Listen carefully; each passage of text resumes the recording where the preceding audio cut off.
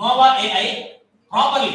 I want a PhD title, The General Alienation in the Select Novels of Satish Pandey, containing 240 pages, minimum quoting 30 references per single chapter, containing 7 chapters, namely Introduction, Review of Literature, Methodology, Chapter 1, Chapter 2, Chapter 3, and Conclusion, with 190 bibliographical references.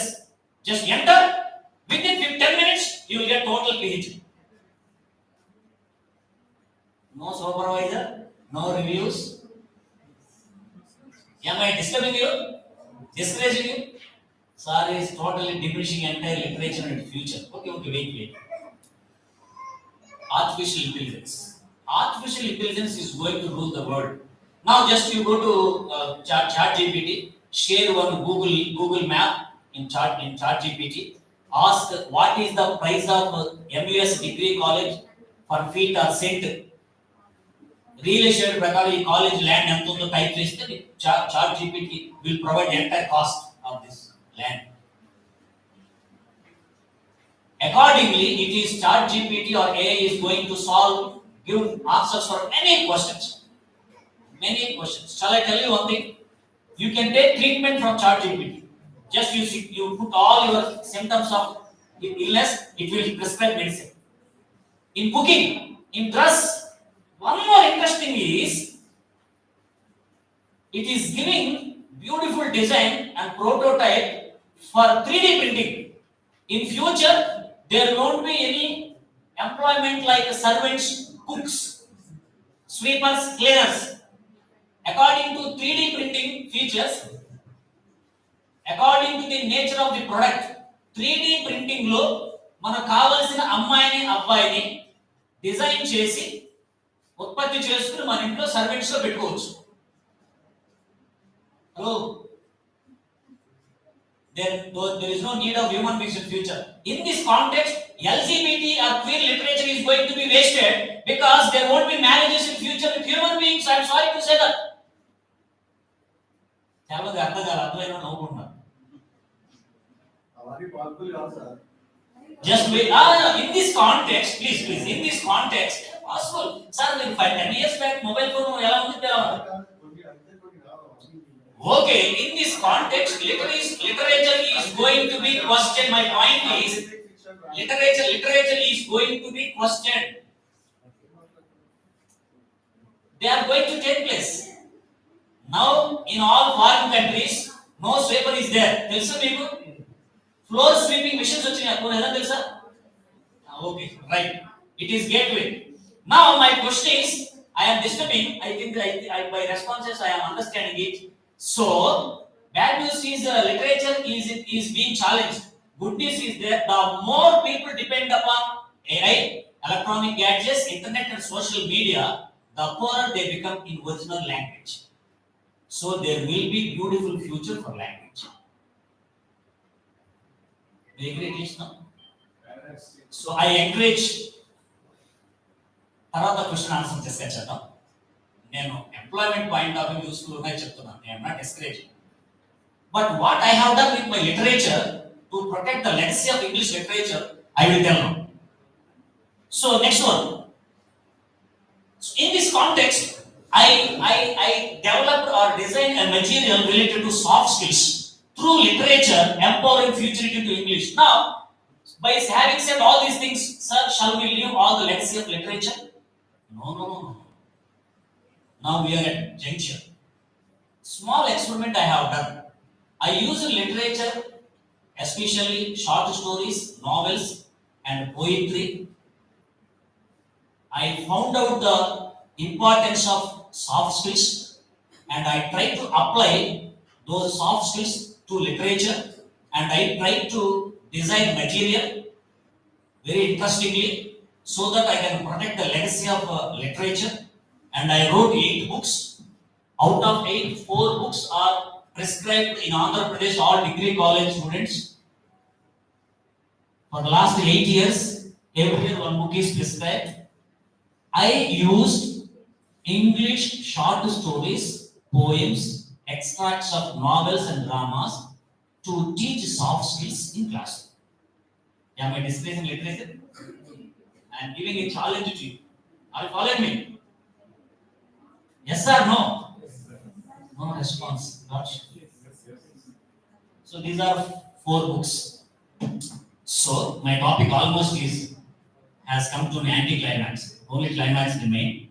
Just I will tell what are those soft skills, what is the employment is awaiting, how to develop those soft skills in international literature. I will tell and I will close. Especially the people who are doing, students who are doing PGs or aspirant of becoming English teachers in the days to come. Apart from English language, improve your efficacy, efficiency in soft skills, and become language teachers and trainers. Get good employment. In the morning session, our Honorable Vice Chancellor has told that. Next slide. Next slide. Yeah. Speaking in English is a soft skill. Hello. Speaking in English is a soft skill. All the multinational companies are demanding two languages, C language and English language. In my college, I have been working as assistant placement officer. During my tenure, I have placed 6,500 students in multinational companies. I interact with all the HR people. I note down what they say. I prepared beautiful material around about 40 topics, around about 400 PPTs, and I have been teaching all these things just like an English teacher like you. I'm not, okay? I am also just English teacher like you. What I have experimented, I am gaining and commercializing, becoming good teacher and trainer, I am telling. This is another way, okay? So, for single class, the engineering colleges pay for one day 10,000 rupees. And also, I develop, what I want to say is, what topics, what subject has demand in the market, you search for it. Second topic I developed is verbal reasoning or competitive English. That is also English language. I prepared 300 pages of shortcuts in English grammar, which is useful for all SSC, GATE, BSRB, RRB. And I am a regular teacher to Vani Institute for GATE. They pay 20,000 rupees per day. They asked for that material to publish. They offered 3 lakhs. I said no. I want to publish as a book. I am showing the revenues. Are you following me? Literature, language, poetry, prose, enjoy, no issue. But what subjects, what things have demand in the market, just you go through them. Try to develop yourself and become a good language teacher and trainer. If you really are capable, if you have creativity, utilize the literature part as aids and case studies, and you can enjoy that kind of taste in the classroom, no problem. So, there is a huge gap that is called skill gap. Morning, our Honorable Vice Chancellor has told. What is skill gap? What students are learning among the 4 walls of the classroom is different to what they are implementing in job. There is a huge gap that is called skill gap. What is the major skill gap? Communication skills. Even he pointed about the English teachers. He did not speak about, he not only talked about engineering students, he also talked about you English teachers also, some of you cannot speak good English, you cannot impart good spoken English to students in the campuses. He also told that our engineering students, after coming from the university campus, they are unable to write a leave letter without committing grammatical mistakes. What's the problem? There is a skill gap. How can we address that? Take it seriously. Develop some kind of techniques, materials. Excel yourself as a good language teacher and trainer. So as my part, I have done it. Next one. So for example, there are a lot of soft skills. I will tell the soft skill set also. You can check photo. Just I will introduce 1 or 2 soft skills how I develop a material. For example, there is a soft skill called emotional intelligence. Emotional intelligence. What is emotional intelligence? Anybody can tell? What is emotional intelligence? Like Babu, literature, poetry, what is emotional intelligence? Emotions are a kind of feelings. They are related to our heart. Intelligence is related to our brain. When we take decisions, feelings, we should be guided by two things, heart and brain. But many people are guided by heart only, not brain, logic. If your emotions are guided by your logic, faculty of reasoning, that is called emotional intelligence. That's very much required. Sir, what is this soft skill? How can I teach? I design. For example, next slide. You know the story? Next slide. Next slide. So, next. So, before. Wait here. So, Nissim Eskel's poem So, out of the poem So, which contains 22, 23 lines, I designed a material on how to teach emotional intelligence to students. Can you tell one more short story like that? It is written by Stephen Leacock. My financial career. Did you remember the story? Okay. Literature should have grip. Next slide. These are the activities I have designed. Next one. Designing teaching material on non-verbal communication. So, non-verbal communication. We always focus more on verbal communication. That is listening, speaking, reading, writing. LSRW. Our entire syllabus, English syllabus moves around LSRW. But that, verbal communication plays only 30 to 40%. But remaining 60% is played by non-verbal communication. So, I have chosen the short story with the photographer. Do you remember the short story? Okay, next one. Now, body language. With the short, just after going back to your room, just read the story. Beautifully, I try to explain the body language and non-verbal communication to the short story with the photograph. Next one. And we have another some more topics called SWOT analysis. I have taken an example case study as our Palguru district girl who has scaled Everest at the age of 13. Who is that girl? None other than Malavat Purna. I talked with her, I took interview. Her biography interview I have put to analyze SWOT analysis, strengths, weakness, opportunities and threats. She said, okay sir, you go ahead. Now all Andhra Pradesh degree students are studying her biography. Biography, autobiography, short story, poems, excerpt from novel, drama, you can really enjoy. You can take to the classes of technical students by incorporating teaching soft skills. Am I making sense? You should have a little bit interest, create it. I have done it. I am successfully developing material. Next one. Some more examples. Happy Prince, Oscar Wilde, compassion, leadership, last leaf, O. Henry, positive thinking and resilience, necklace, decision making, responsibility. There are so many things. Literature. So next time onwards, when you go through literature, short story, poetry, prose, novel, drama, how to convert them as soft skills material, just have an idea, then you can become a good teacher or trainer in the next. Am I making sense? Yeah. Finally, you may ask, sir, what are the soft skills? I have told how to develop material. Now, if you ask a question, what are the soft skills? Next slide. These are the total soft skills, around 40 or 45. I categorize and analyze in the form of 3 diagrams. Shall I tell one thing about greatness about this topic? నేను ఈ slide ని prepare చేసుకుని 2008 there was a international workshop conducted in JNTUH. I sent a paper.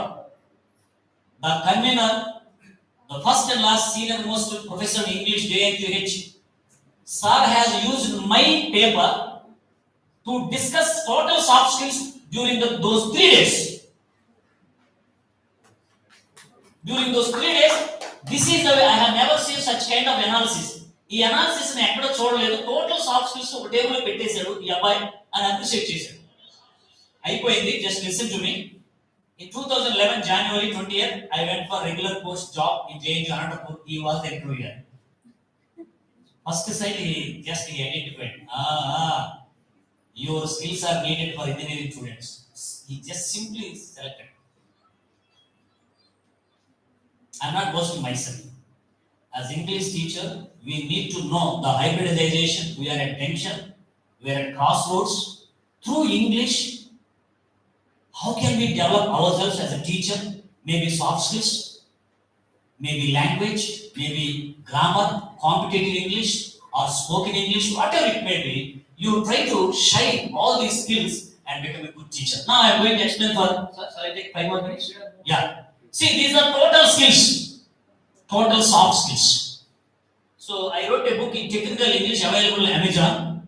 I am not here to propaganda myself. Just I want to introduce and motivate young students. Seniors, please forgive me, because employment is very much essential. After all, studying all these things, our students, I don't want to see these so-called great English legacy students simply walk schools on the roads without job. Employment is very much essential. So, I introduce soft skills totally purely based on English literature. You say, if you love English literature, legacy, let us try to not extinguish it. Let us try to take it to the mainstream, use that content to develop some material and useful to the present generation. That's what I have done. So these are the total skills. Just you can take photograph and try to develop. Lot of material is available. Websites are available. Beautiful websites are available. Plenty of material is available. Have an idea. And I encourage students to do PhD in ELT and soft skills. I have been guiding 3 PhDs in soft skills. One is completed. Hello. మళ్ళా soft skills అనేది literature అంటే మీరు literature ఉపయోగించి soft skill అభివృద్ధి PhD చేయండి. Please don't misunderstand me. Sir. So, after explaining this slide, I will close. Shall I take 5 minutes more? Right? Okay. Must be useful too. Yeah. So, soft skills, total skill set. Sir, back. Soft skills contain 2 things. Number 1, personal skills. Number 2, presentational skills. Every year, I visit at least 6 to 7 universities in AP. For MA English students, I take this class to develop how to develop design soft skills material by using English literature. After end of their PG, many of them call and say, "Sir, I am going to appear for teaching faculty position in engineering colleges. I am confident I can teach." Many of them easily selected. So, in personal skills, we have intrapersonal and interpersonal. See, all are related to literature only. Why am I taking that much of pain? Everything is somehow related to literature. If you are really good in literature, then I will ask some questions you tell me. Say for example, intrapersonal. Intra means within. If you have communication, personal, if you develop skills within yourself without having any contact with other person, those skills are called intrapersonal skills. Okay? Now, what is the first one? Self-awareness skills. What is the first one? Knowing self. Knowing self is number 1 intrapersonal skill. In interviews, there are 2 rounds. Let me say, technical round and HR round. Do you know many HR rounds, even forever also, interviews also? Can you guess what is the first top most question being asked in interview? Can you tell me what is the first question? Tell me about yourself. Who will tell the answer? Who has self-awareness? Strengths, weakness, opportunities. Why have you chosen English literature as a major to become a teacher? Hello, 3 things. Past. Why have you chosen English literature as a major? Present. How this college or this course has shaped your skills in literature, language, and what type of environment you are going to expect in future in education field. Past, present, and future. If you quote and tell 20 points about you in interview room within a short period of 120 seconds, 2 minutes, you will be selected. But unfortunately, we don't know anything about ourselves, our connection to literature and language. We know many things about Pushpa 2, Tamanna, Sachin Tendulkar, Pawan Kalyan, Junior NTR. Hello? Now, self-awareness. How can you develop those skills through internet, through literature? Can any one of you suggest me one text from out of your knowledge and memory to teach a self-awareness skill from literature? Anybody?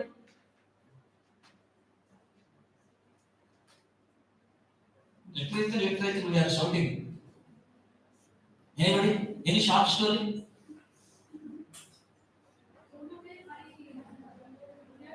Any poem? Any drama? I give you a clue. Shakespeare, one of the dramas, talks about self-introspection. Hamlet. To be or not to be. Raghupathi sir books are uh, very much good in self-exploration. In future, in JMGA, I am going to prescribe in M.V.S. Some of the books written by Raghupathi sir. Second one is goal setting.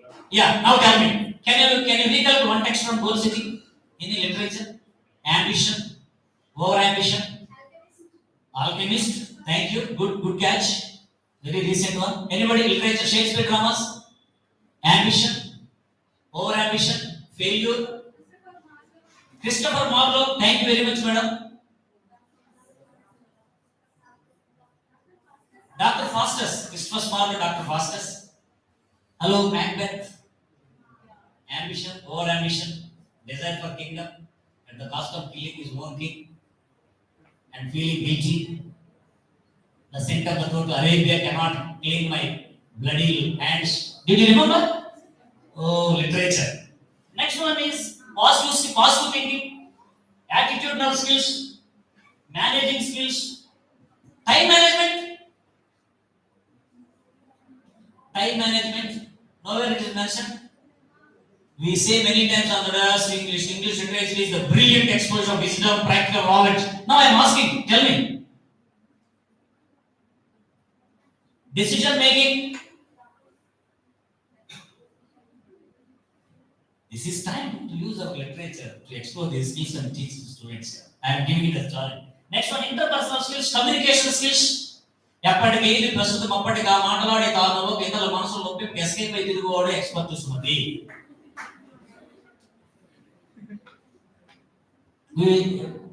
Every time we talk about communication skills. Leo Tolstoy stories are very good in all these skills. Leo Tolstoy, collection of 300 stories are there. Leadership skills. Julius Caesar, Antony Cleopatra, right? Team building, it is covered as a movie. Lot of lies, yeah. Okay, for that one we need to have extensive reading in literature. మీరు దానిలో దీనిలో లేకపోతే దేనిలో చేయలేరు.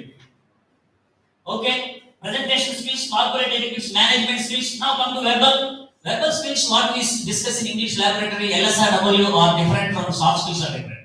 Listening for academic purpose is a academic skill. Listening in daily relationships is a soft skill. When other people come to us, they want to tell something, they want to share with the sympathy and empathy. If you listen, that is called soft skill. Speaking for academic purpose is different. Speaking in our day-to-day life is different. Hello, how are you? Is a spoken English skill. But every time asking how are you, he feels very bad. Are you married? Maybe grammatically, spoken English point of it's a good question. You should not ask that question everybody. They don't like get married. They don't want to reveal their marital status. Hello, it is a soft skill. How old are you? Do you understand the difference between academic skills and soft skills? Okay. Body language, body posture, gesture, eye contact, facial expression, appearance, space distance, touch, optics. Beautiful material is available on internet along with the things. For example, simply say, if you don't know soft skills, even as English teacher, we fail. When we stand on the dais to give some speech, you have to stand weighing your trunk equal and two legs.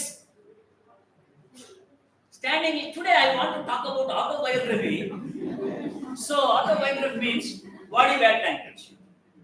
Yes, weighing trunk weight on the two legs equal. The difference between all material is available. Difference between 2 feet, half feet. This, not this. Hands position. According to soft skill, matching, meshing, or hand in hand. Must be moving around abdomen only. When you wish good morning, when you tell positive points, move right side of the stage dynamics. When you tell something negative, move left side of the dais. When you want to close, say again bend and go back. Never show your back on the dais. Some people write like this. How can I become a good teacher? These are all called stage dynamics and soft skills. You can create a virtual board. You can tell point number 1, point number 2, point number 3.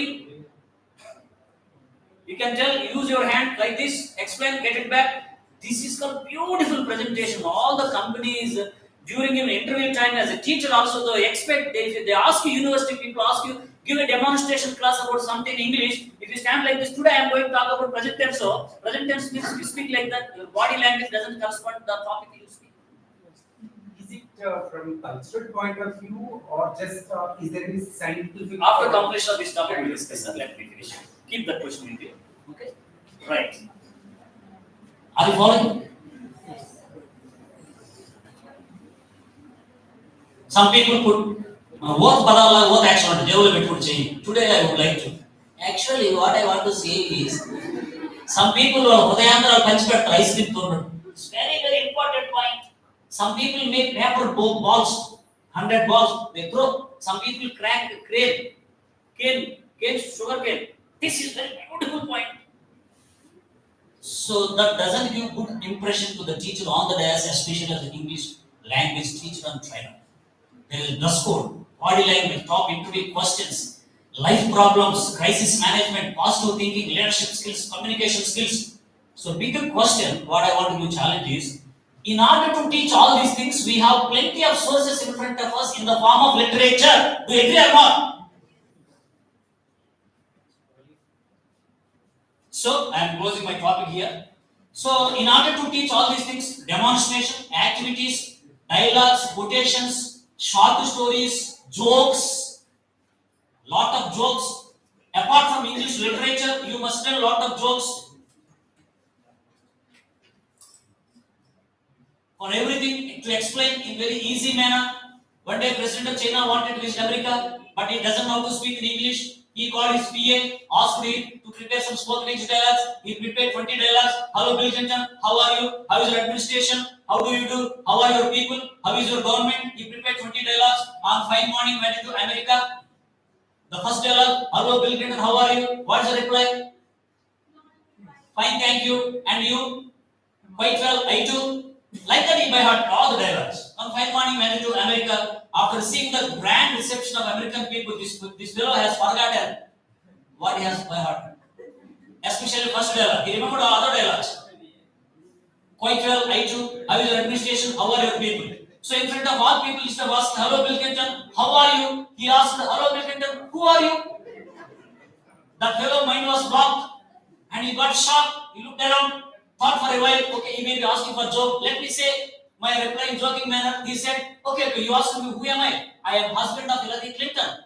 Unfortunately, remember next dialogue, quite well, I too.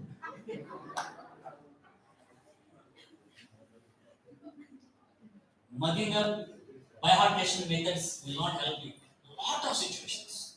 Now, finally, I will close by giving one small illustration. I have a lot of illustration, lot of websites are there, www.mindtool.com, letustalk.com, and so many courses are there. Udemy, Udacity, Nano Degrees, MPTL, to teach soft skills, to become efficient teacher in the days to come. Many of our universities are offering 12 hours to 12 days courses on soft skills. Just to go through them.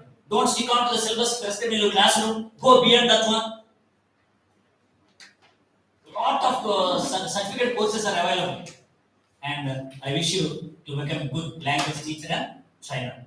Hello? Are you following me? I will close. Yeah. One day, their conversation happens between the baby camel and mother camel. How soft skills, whatever you teacher, NLP narration, whatever teacher, mana teacher, no? Personal development, English will teacher, no? Whatever out you మీకు ఒక చిన్న clue ఇస్తాను. Next slide I check clue చేస్తాను. I am giving మీకు homework ఇస్తాను. Recently I have thrown my light upon this topic. Gender sensitization is very famous topic in Telangana. Okay? Can you develop some literary text to teach those topics? Tessa Beverly, Chandalika, heroines of all heroines of Shakespeare. Hello? Do they talk about their gender? If you have really hardworking nature creativity, you can develop. Next one, universal human values. Last year, AICT has introduced this compulsory course in all technical colleges at UG level and PG level. Now, I am trying to collect some material from literature to teach universal human values. Can you develop? These are homework for you. Universal human values: professionalism, punctuality, discipline, hard work, sincerity, integrity, character building, last and final, professional ethics. So all the things. Now, this is my task. Now, I have recently sent my assignment. So, finally, literature is good, language is also good, but what is the best? Which can give us bread and butter? Know the pulses. What is the bone of contention? Which will give us employment? Choose the best ways. Shine your skills. Become good teacher of language and literature the days to come. Hello?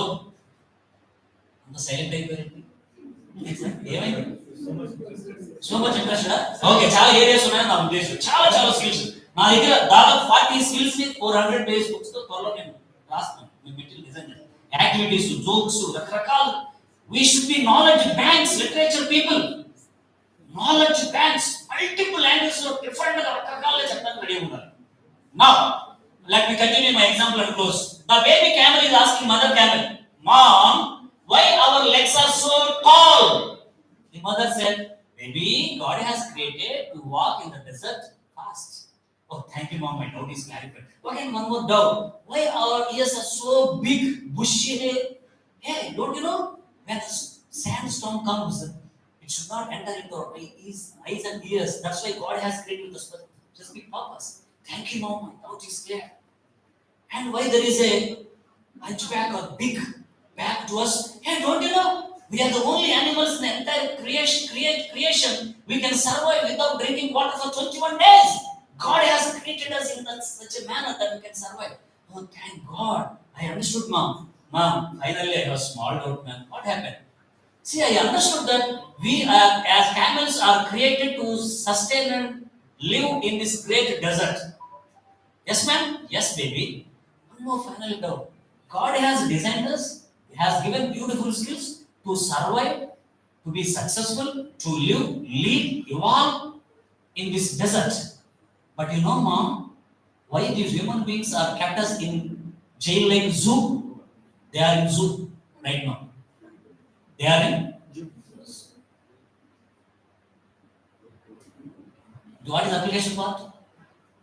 If you don't realize your real skill, if you are unable to catch or galvanize the pulse of the age of technology, the material which will give you bread and butter, you will be a slave to somebody else for 15,000, 20,000 rupees as a private teacher or somebody else. Give me claps. Realize your potential as English teacher. Search all the venues. Find the best things.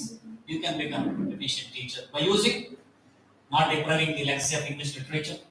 I am doing it. I have a lot of it, or I have collection of a lot of. Right now, there are 3 lakhs worth of books with me, both literature and also popular reading. Stephen Covey, Napoleon Hill, Shiv Khera, John Maxwell. I have 1,000 types of books with me on personality development. So, friends, okay. We can mobilize students. The only person compared with other faculty in the classroom, physics, chemistry, maths, we English people have plenty of chances to touch the very nerve of the student and their personal, professional life. Do you? Do you agree with me? We have plenty of chance to discuss their relationships, love, media, depression, suicidal tendency, so many other things. So, according to Swami Vivekananda, teacher is a subject plus factor. Teacher is a subject plus factor. Alexander Great said, I respect 2 people in my life, the life-given parents, life-involved teacher. A good teacher merely inspires, a better teacher merely instructs. The best teacher surely involves with the lives of the students. Did you get me? Not merely inspiration, not merely instruction. Please try to involve with the lives of the students. Now, student world is really expecting great from us as teachers. We are along with us. Even students are also great dilemma: what to do, what not to do. The media is correcting them. The celebrity is simply correcting them. The politicians are really destroying them. So this is our responsibility to show the path, to shine like stars in the days to come. If you really agree with me, pay special attention apart from literature and all these things. Shine yourself in teacher. Regarding to these soft skills, to pursue a PhD or anything else, if you want real help, you can really call me. I will help you. I will guide you. My number is 8338 8338 53063. 8338 53063. Doctor Samba నేలతో పెట్టుకుంటే నానిపోతాం, అగ్గితో పెట్టుకుంటే కాలిపోతాం, సాంబాతో పెట్టుకుంటే చచ్చిపోతాం. ఇవే soft skills అండి, ఏం లేదు దాంట్లో. Thank you very much. Claps.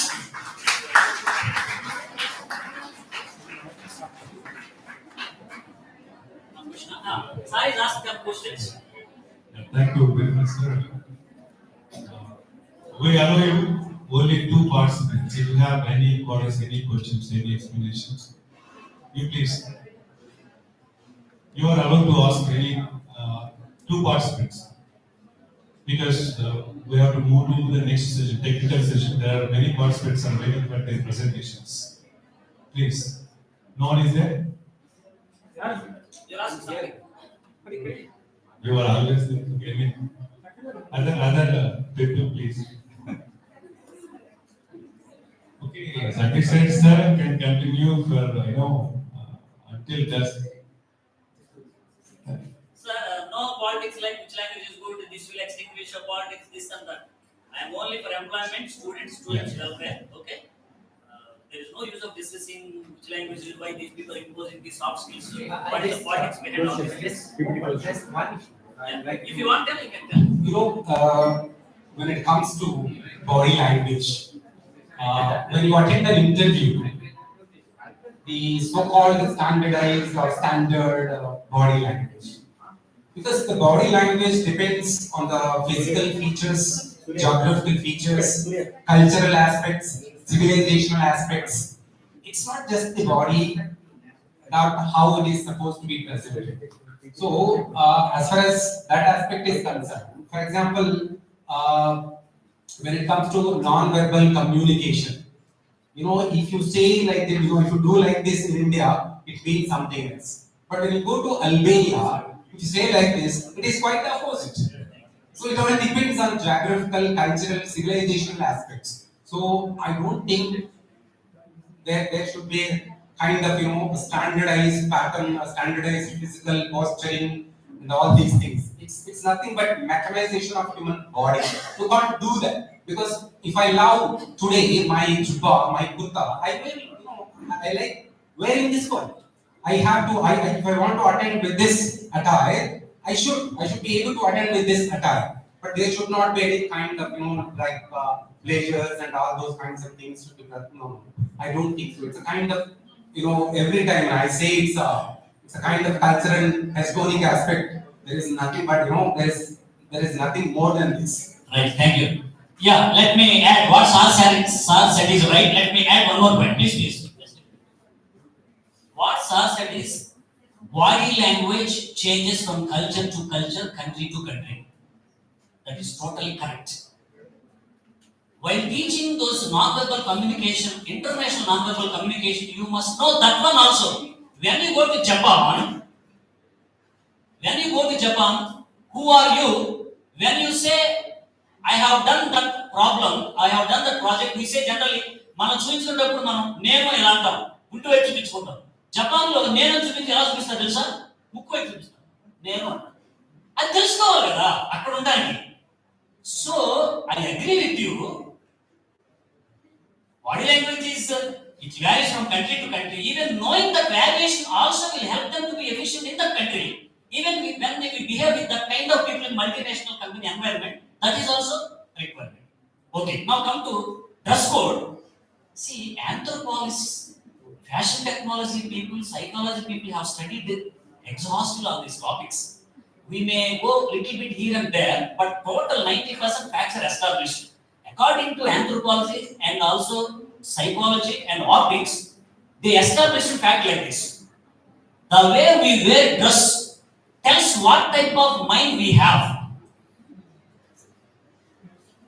The way we wear, what type of measurements we put our dress, it shows our status, our finance, social status, sexual orientation, interest, implications. For example, red color means revolutionary and attraction. Blue color means executive. White color means elderliness and peace. Saffron color means sacrifice. Green color means prosperity. All dark color means protest. Sir likes dark very much. He always protests. And all brown colors, hardworking. It's a part. Okay, sorry. Okay. Yeah, brown. Huh? It's white supremacy. Yeah, okay. So, color reveals some kind of psychology. Soft and gentle, pink. Yellow color, sentiment. Annaya, ఆడదానికి కావాల్సిన చిటికెడు పసుపు చారు కుంకుమ. Sentiment. Color, what's on your skin tells what's inside of your skin. Of course, you may say the beauty lies on behind eyes, but there are some norms and forms that society can accept as a professional. Let us teach that extent. Remaining controversies will lead to them. Okay, I agree with you. Thank you. Thank you very much. Thank you very much. Thank you, sir. Thank you for your coming of age speech, and definitely we will implement even in our classrooms also. So,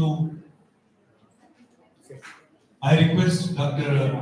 M. Sambay sir to accept the felicitation from English department from M.V.S. college. I request all the faculty members of M.V.S. college please come here to participate in the felicitation program.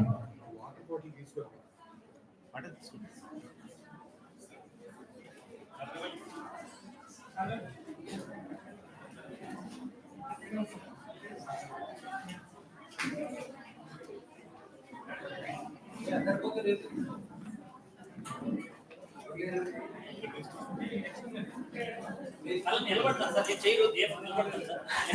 Just warm up.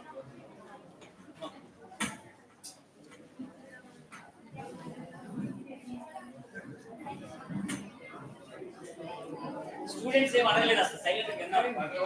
అయిపోలేదమ్మా ఇంకా.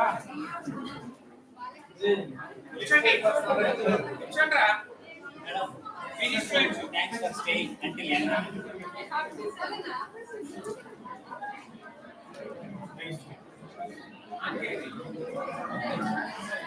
Stay in the seminar hall, please. We have presentations. There are many participants who are eagerly waiting for the presentations. Yeah, please wait. Please stay in the seminar hall. Don't go away.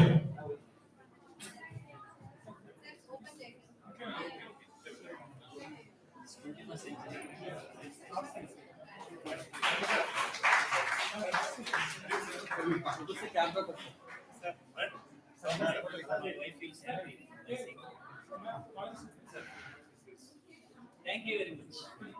Very much honored.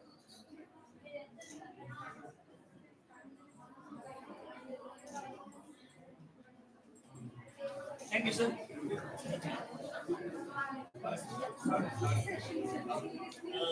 Thank you. At lesser time, I try to make it faster. But I have a great picture. Thank you. Continue this. Add skills to the next.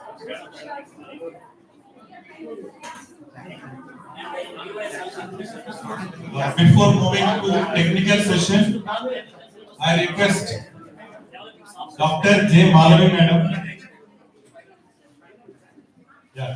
to talk about this seminar for 2 minutes. Please, madam.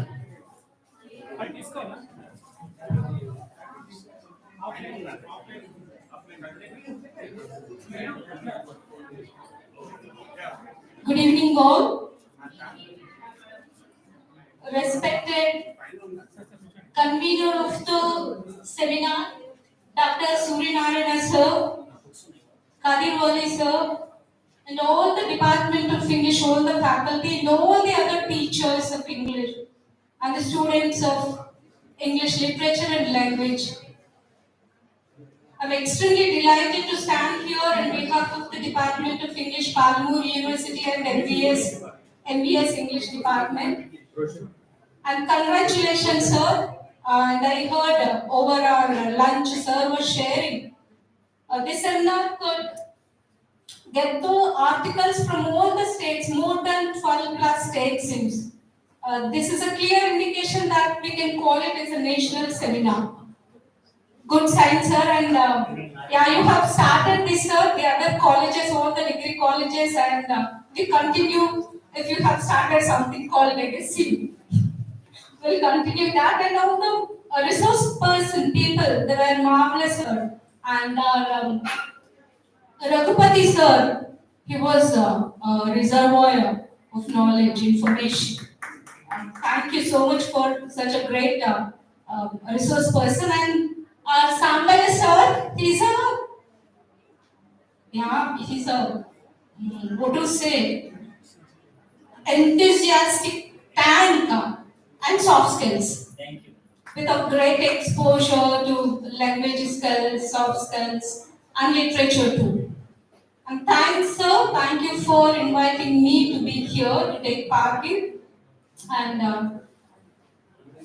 all of us are talking about, even UGC is talking, advising, asking all the colleges, educational institutions to take care of gender sensitization. Gender sensitization is not about only women, please. It is not about women. Gender.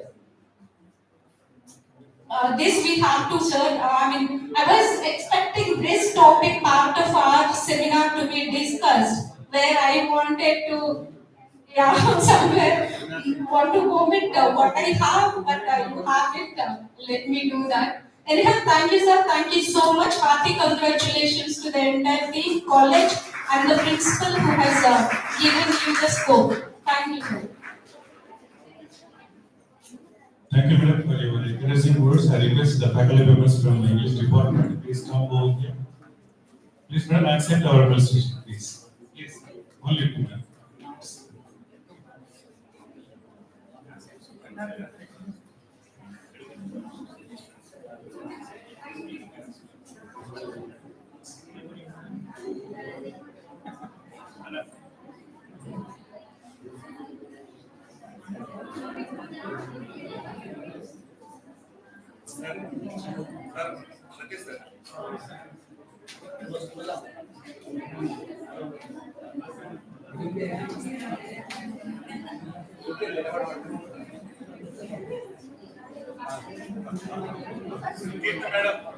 Madam, staying there.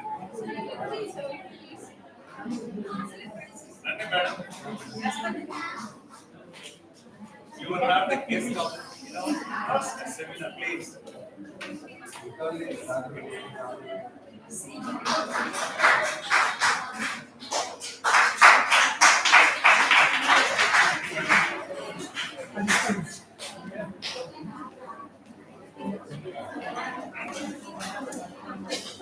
Thank you so much, sir.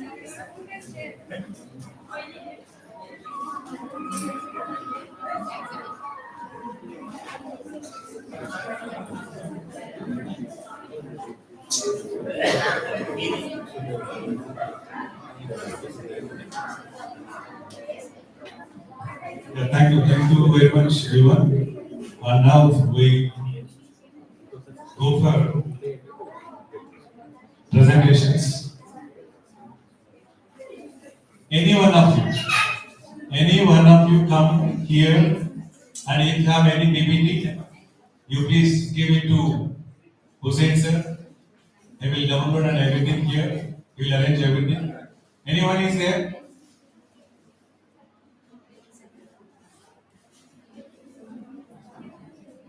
Because I'm not calling to the names because some participants are not here. Yeah, please. Before that, I request Sadiq sir, who is the chairperson of the session, technical session. Please.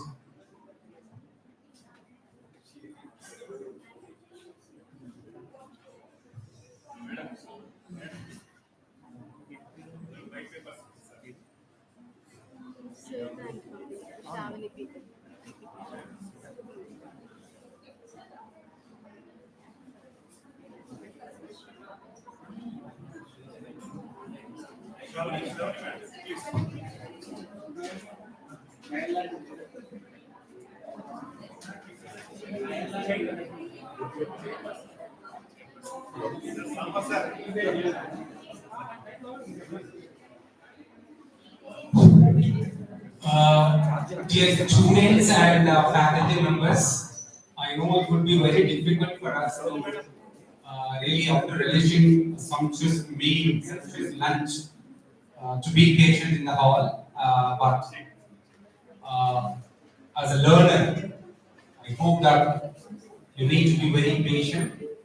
So I want to come forward. Please, all the students who were sitting in the back of the hall, you please come forward. Come forward. Please get up. So we have some. Yes. Okay.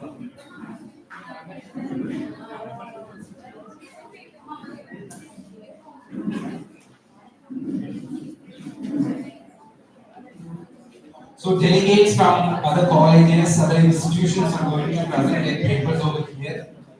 I hope that we'll have meaningful discussion, dialogue, we'll have informative and engaging discussion on the next 2.5 hours. So the first presentation by K. Shravani, English language hybridization in the age of digital learning. Could you please keep quiet?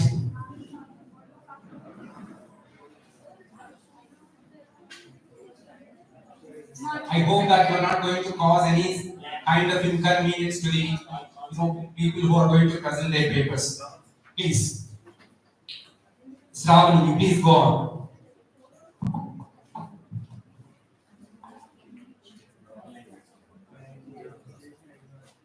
Hello everyone.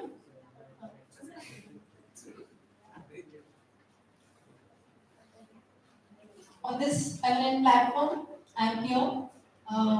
I'm K. Shravani. I'm into the teaching field. I work with social welfare, residential degree college, Nagarthaman. I'm with the institution for the past 5 years. Here, I would like to present my paper titled English Language Hybridization in the Age of Digital Learning.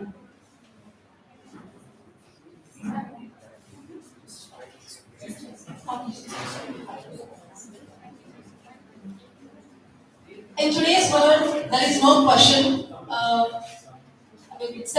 It's unquestionable that English has been accepted as global lingua franca. This has happened because of many reasons, which we have gone through in the morning sessions with our keynote speakers and other speakers too. Madam, Dr. J. Malak, Madam, HOD of the English department, please come. It's okay, sir. Please, when presenters are presenting papers, we need your valuable feedback, please.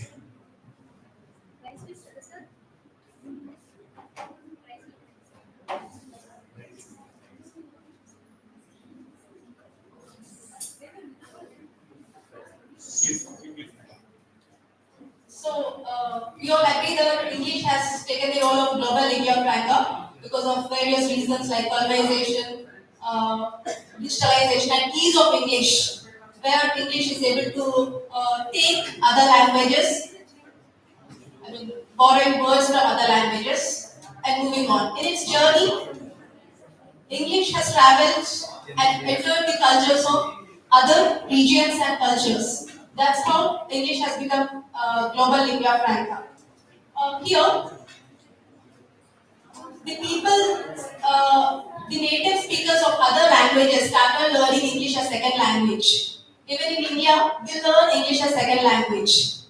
As people do so, they cannot try to have English at one go. So we often try to do code mixing and code switching. This is how blending of other words, blending of our native language words come into English.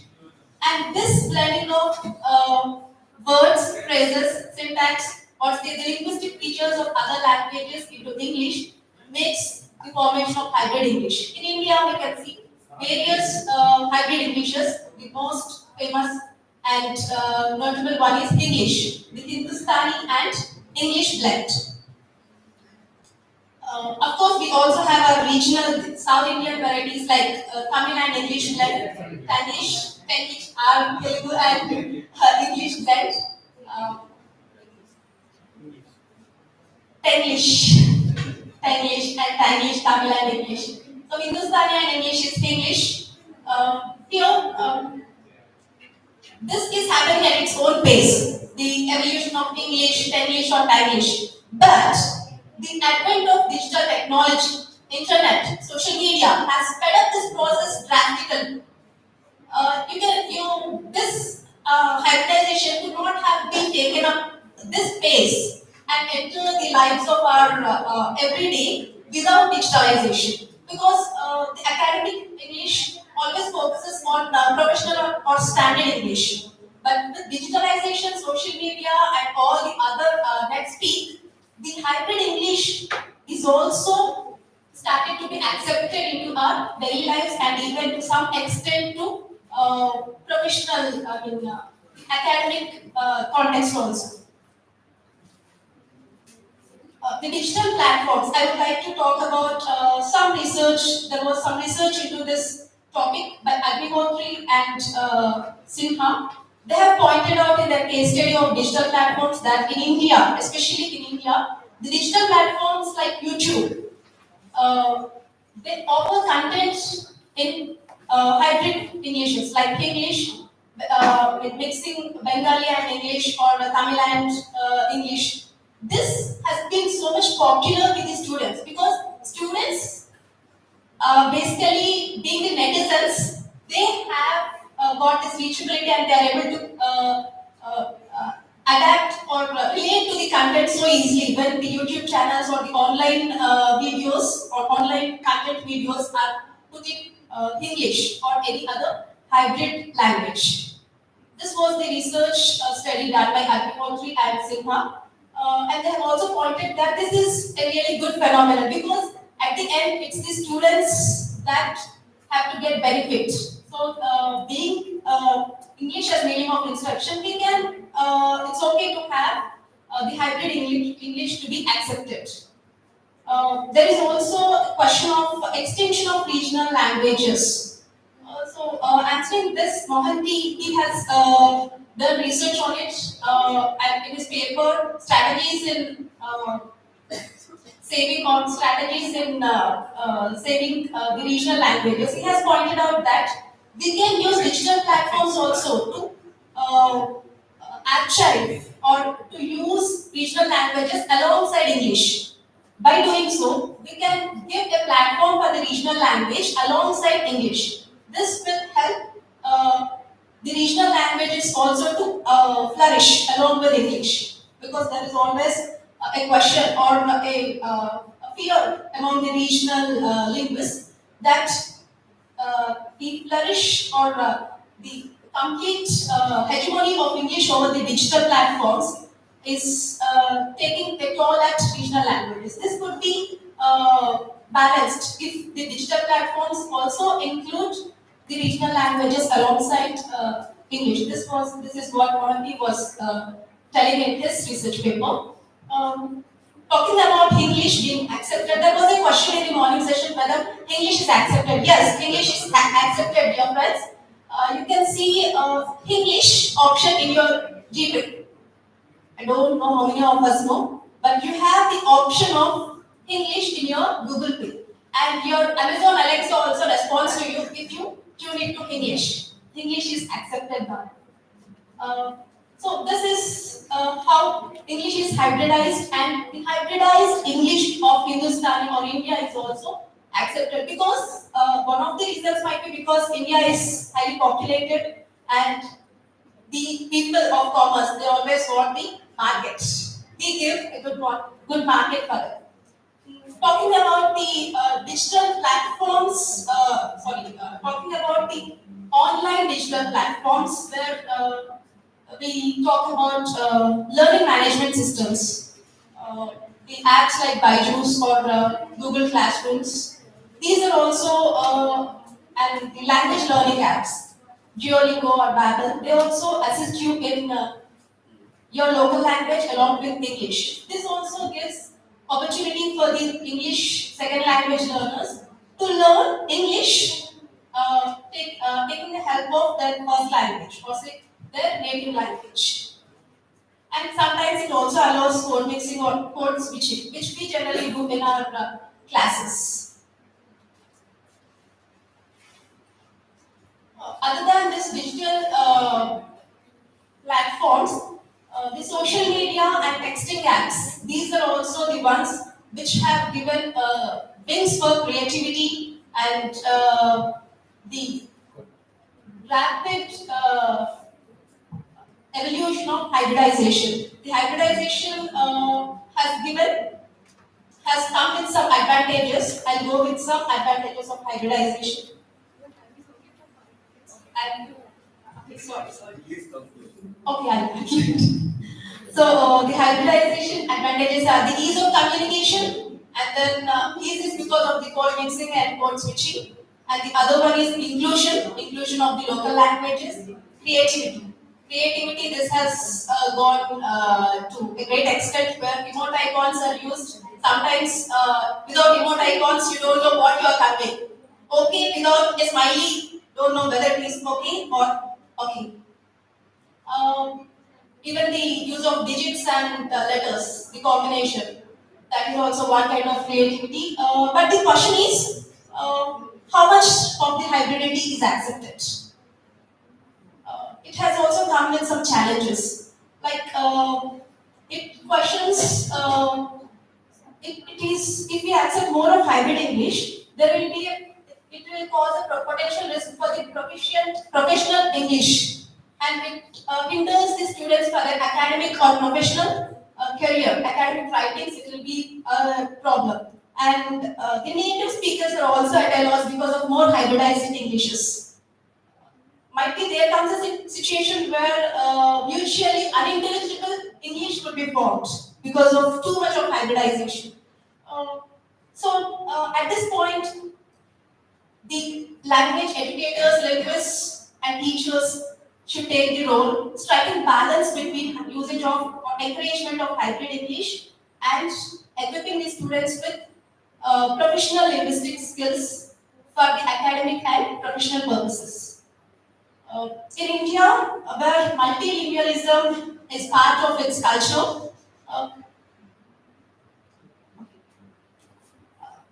it's important that we use digital platform in a balanced way. Thank you. Yeah, sorry. Okay. It's working.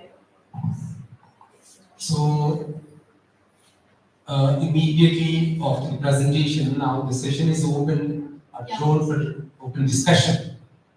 If anybody like to pose questions or like to be part of discussion or like to ask or pin her down in any aspect, you are welcome. Otherwise, we'll go in for the next presenter. Any student or faculty member? Any questions? Yes. What was the need for hybridization? I mean, you said that English and yes, English. Yes. What was the need for that? It's because English is a foreign language which we cannot take or learn at a time. It's not our native language, it's not our mother tongue.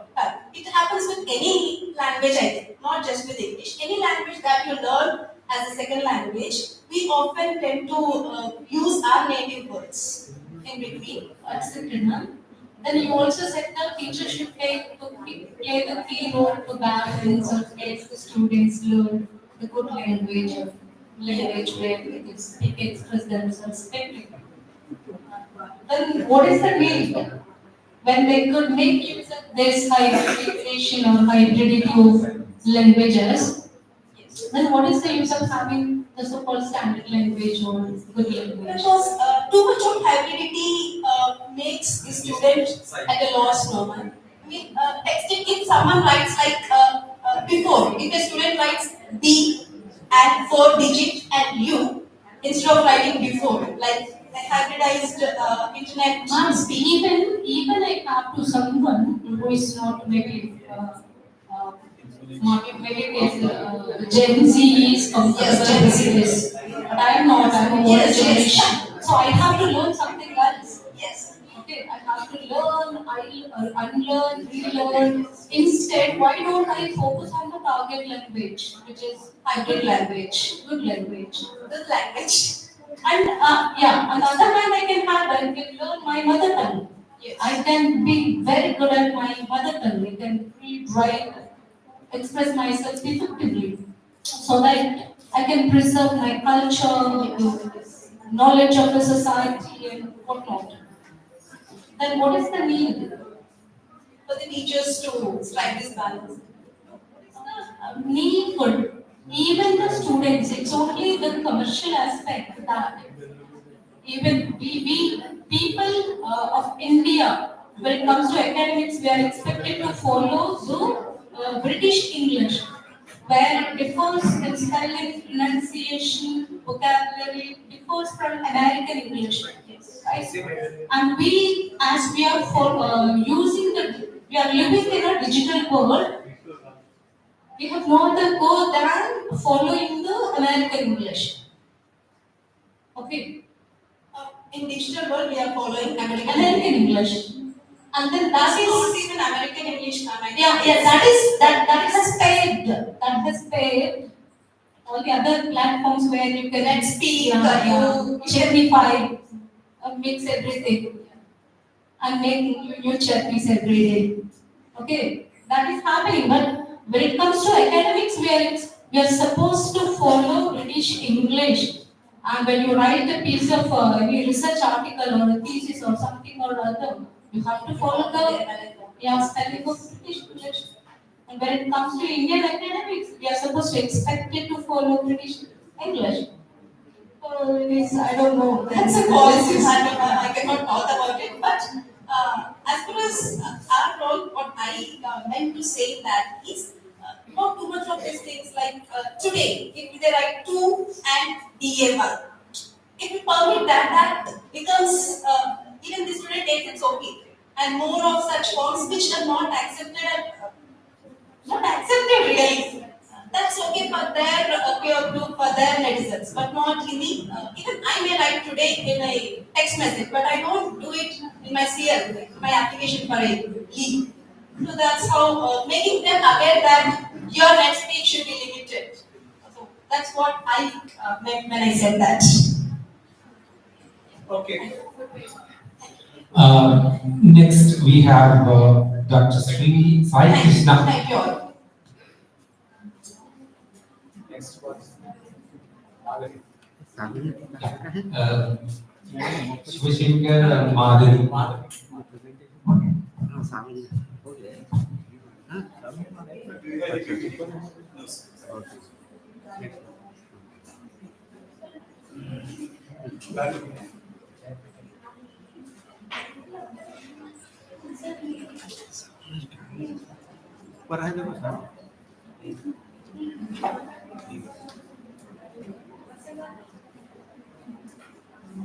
Good afternoon, everybody.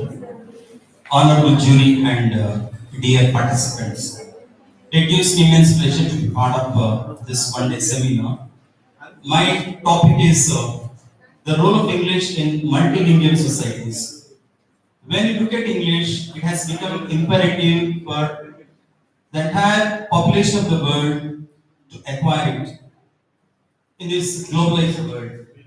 It has assumed the status of global language, international language, window on the world, language of the internet. It has spread to each and every sphere of life. And with the advancement of science and technology and other areas, the need has arisen for the emergence of global language to meet all the requirements. According to Stevenson, A global economic and political structure needs a common tongue. The world has become a global village. And as Professor Ishmar opines that English is a gift to the nation, as a link with the West, English is bound to retain an important place. We cannot afford to be isolated, even if it were possible. No country can live an isolated place these days. We need political, economic, cultural link with the rest of the world. English researchers and experts have recommended English for specific purposes, ESP, which has resulted in English for academic purposes and English for general purposes. This change has necessitated even the nations which were not very keen to promote English to teach English to their youth on compulsion for the participation of the nations on a global level. According to Dept French, a traveler who can speak English will find somebody who can understand him wherever he may go. Anyone who can read English can keep in touch with the whole world without leaving his own house. For proper learning of a language and to comprehend various aspects of language, literature is used as a tool. Literature is pursued to acquire language and to fulfill one's passion for knowing, understanding, and enjoying the literary works. And when you look at the scope of the paper, the English language identity, advent of English in India, India as a multilingual and multicultural nation, role of English in India. And as all of us are aware that it is the lingua franca of the world, it has originated from dialects of North Sea, Germanic. It was one of the Germanic tribal languages. The Angles who had relocated to Britain had carried this language to Britain. From Britain, it has spread to different nations, as it was stated that they have captured almost 60 countries. They have colonized. As a result of this, they have succeeded in spreading to different nations. And when you look at the opportunities of international connection, English, because of globalization, because of education, because of trade and commerce, linguistic diversity, colonization, because of these factors, English has started spreading. When you look at the advent of English, it has started in 1600, like when they started this East India Company. As all of us have seen, at that time, how India was. There were small kingdoms. They had seen the situation at that time, which was prevailing. They have adopted the policy divide and rule. Slowly and gradually, they have captured one kingdom and they started dividing the people, and finally, they have captured, except very few kingdoms. Britishers have captured, and for their administrative convenience, they have appointed or they wanted to promote English as a language. When you look at the first person, Macaulay, he was the first person to make recommendation about English education, and his intention, when you look at his intention, why he has introduced English language, to make a class of persons Indian in blood and color, but English in taste, in opinions, in morals and intellect. We can see what kind of ill will or intention they have kept in mind while introducing English. And we have certain committees and commissions like Woods Dispatch, the first policy, which is also known as Magna Carta, then Abbott. All of them have encouraged introducing English education, and we have noted social reformers from India like Rajaram Mohan Rai, Swami Vivekananda, Aurobindo, who had presented Indian spirituality to the world through the English language. And we have noted writers, maybe R.K. Narayan, Mahatma Gandhi, Jawaharlal Nehru, Rabindranath Tagore, Mulraj Anand. They expressed their literary creativity through English. It was widely used to represent national aspirations and sensibilities. And when you look at the first War of Independence, it was not successful. The main reason was the South Indians did not take part in the first War of Independence because of the barrier of the language. Because they did not have common language at that time. And they have made use of this English and to fulfill the aspiration of getting independence also. during the freedom struggle. And later on, we have, like Rajgopalachari said that English language is goddess Saraswati's gift to Indians, a blessing which Indians were privileged. And when you look at the education commissions like Secondary Education Commission, Kothari Commission, and they have recommended English education to be introduced at various levels. Thus, English language consolidated and it has attained the status of associate official language in India. And when you look at noted Indian writers like Torudat, Sarojini Naidu, Nizam Ezekiel, Aravindo, Anita Desai, Arundhati Rai, and many others. And even when you look at after Britishers have come to India, like when they left India in 1947, we thought English also would go away. But Britishers had left and English has remained and got consolidated, in fact. When you look at India as a multilingual and multicultural country, almost there are 1600 languages and dialects with different traditions and cultures.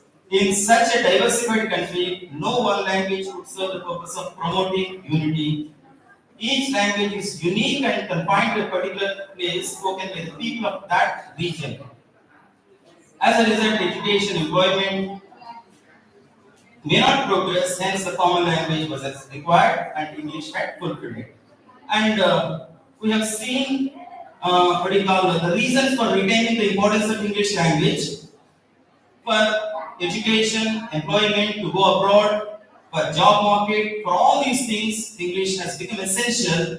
And we can conclude that in a multilingual societies like India, it plays a pivotal role for all, for say global communication, economic benefits, social mobility, education, and at the same time we should also realize that let us preserve, protect our mother tongue and our vernacular language also, and we should love and live with English, not at the cost of our vernacular or our Indian languages. Thank you very much.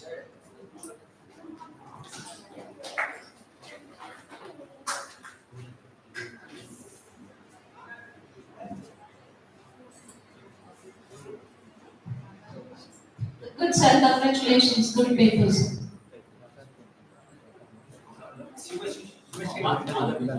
Madhavi. Please. Next presenter. Be fast as we have less time.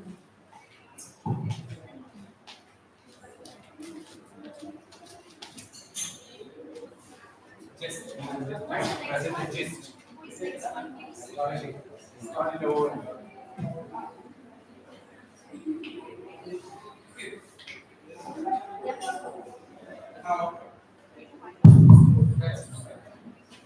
Good evening to everyone. I'm Madhavi, M.A. English second year, PG Center Gadwal from Bangalore University. My topic is Judith Wright is a modern John Milton. John Milton epic poem Paradise Lost, published in 1667, is an epoch which has really baptized the Christian faith in the annals of English literature. Ever since its publication of its theme, of its plot and its structure created a world said to be Miltonic world, which represents the farewell of restoration period. The allegory of the poem follows the story of Genius, the first book of the Bible. The story describes the Christian creation and mankind's fall. At the end of the Paradise Lost, Adam and Eve fall from their perfect status and are forced to leave the Garden of Eden. And both Adam and Eve are left with no other choice but they must find a way to create happiness and peace in a fallen world. Adam and Eve have foolishly disobeyed the command of God. Here we have a stanza from the Paradise Lost. For man's first disobedience and the fruit of that forbidden tree whose mortal taste brought death into the world and all over woe with loss of Eden, till our greater man destroyed us and began the blissful sea. Adam and Eve foolishly disobeyed their Creator. The grandparents have been ignored His strict command not to eat the forbidden fruit to the tree of knowledge, and by doing it, they have brought sin and death into the world. Judith is a famous poetess of Australia whose poems centers on the relationship between mankind and environment. She is also known as champion of Aboriginal land rights in Australia. Her poem, "Eve to Her Daughters," published in 1966, is about Adam's quest to become godlike. Even Eve to Her Daughters is a powerful and moving exploration of the experience of women and the ways in which our identities, culture, and family history shape our lives. Eve is the speaker of the poem where she always took.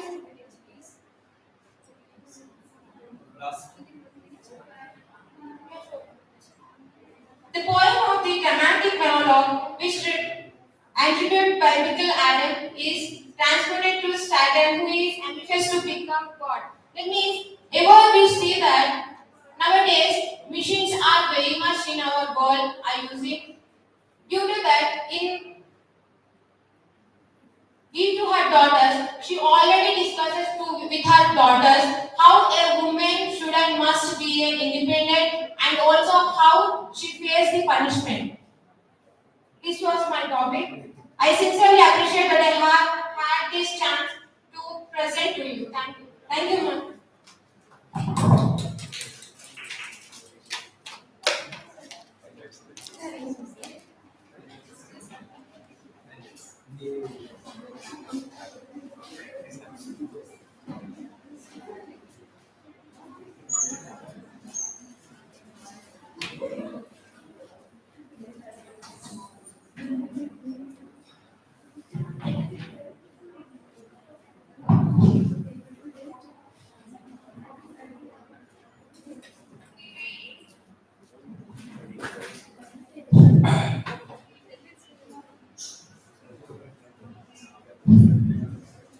Good evening. Excuse me, sir, for a while. How many of you are yet to present your papers now? You are only one. I would like to interact with the students who are present over here. And it's not, I don't think in a formal sense, it constitutes a paper presentation. We all know that language never remains unchanged. It always undergoes changes depending upon socio-economic, political, cultural developments. And so is English. In the morning, we had a question that how, when there are so many languages, more than 7,000 languages, it is the only English which could occupy the center stage and which could dominate the culture, the linguistic landscape of the world. We always tend to look at the linguistic aspects, but my thoughts are always focused on other side of the language. For example, you take the variations of English, England, Australian, New Zealand, or Canadian, American. Why this American variation only has occupied the center stage? Is it something superior in terms of grammar, in terms of expression, or in terms of the facilities that it provides to human beings, when it comes to expressing themselves? But I don't think so. Every language has its own, felicitous mechanism to really to give vent to their feelings and emotions. But why is it the only that has really come to this stage? Now, I would like to focus on We all know that after the industrial revolution, after the invention of this, printing machine, and English started spreading along with the, when it started colonizing the entire world, then it has also, spread to almost all parts of the world. But now, after the colonial period has come to an end, why American variation? The kind of phrase that he was using in the morning. Because we tend to forget the political economy of the language. When you forget the political economy of the language, I don't think we would be able to really understand the other side of the spread of English. Now we know that it's a language of internet, language of knowledge, language of library, window on the world, what not, everything we keep on, telling all these things. Now the point I was raising, in the morning is that, but he refused to accept that. The linguistic imperialism, because we welcome every language, and every language should, and of course, should go to any extent or should go to any part of the world. There is no harm at all. But the thing is, the expansion of English language is happening at the cost, at the expense of vernacular language. That is where, we should have some concerns. Now, I would say that this is nothing but linguistic imperialism, because it is eroding the vernacular languages. It's not only eroding the vernacular languages, it is also engulfing the local cultures. We are not what we were yesterday, and we are not going to be what we are today. So that is the harm. That is what. It's not just English language. Maybe tomorrow the Mandarin is going to do the same thing what English has been doing for the past centuries or decades today. Coming to this hybridity, I always think of how language is power. When we when we speak of Kaloji Narayan Rao, how language plays an important in transforming the society. But is there any difference in terms of the treatment that one particular language or one particular dialect is meted out?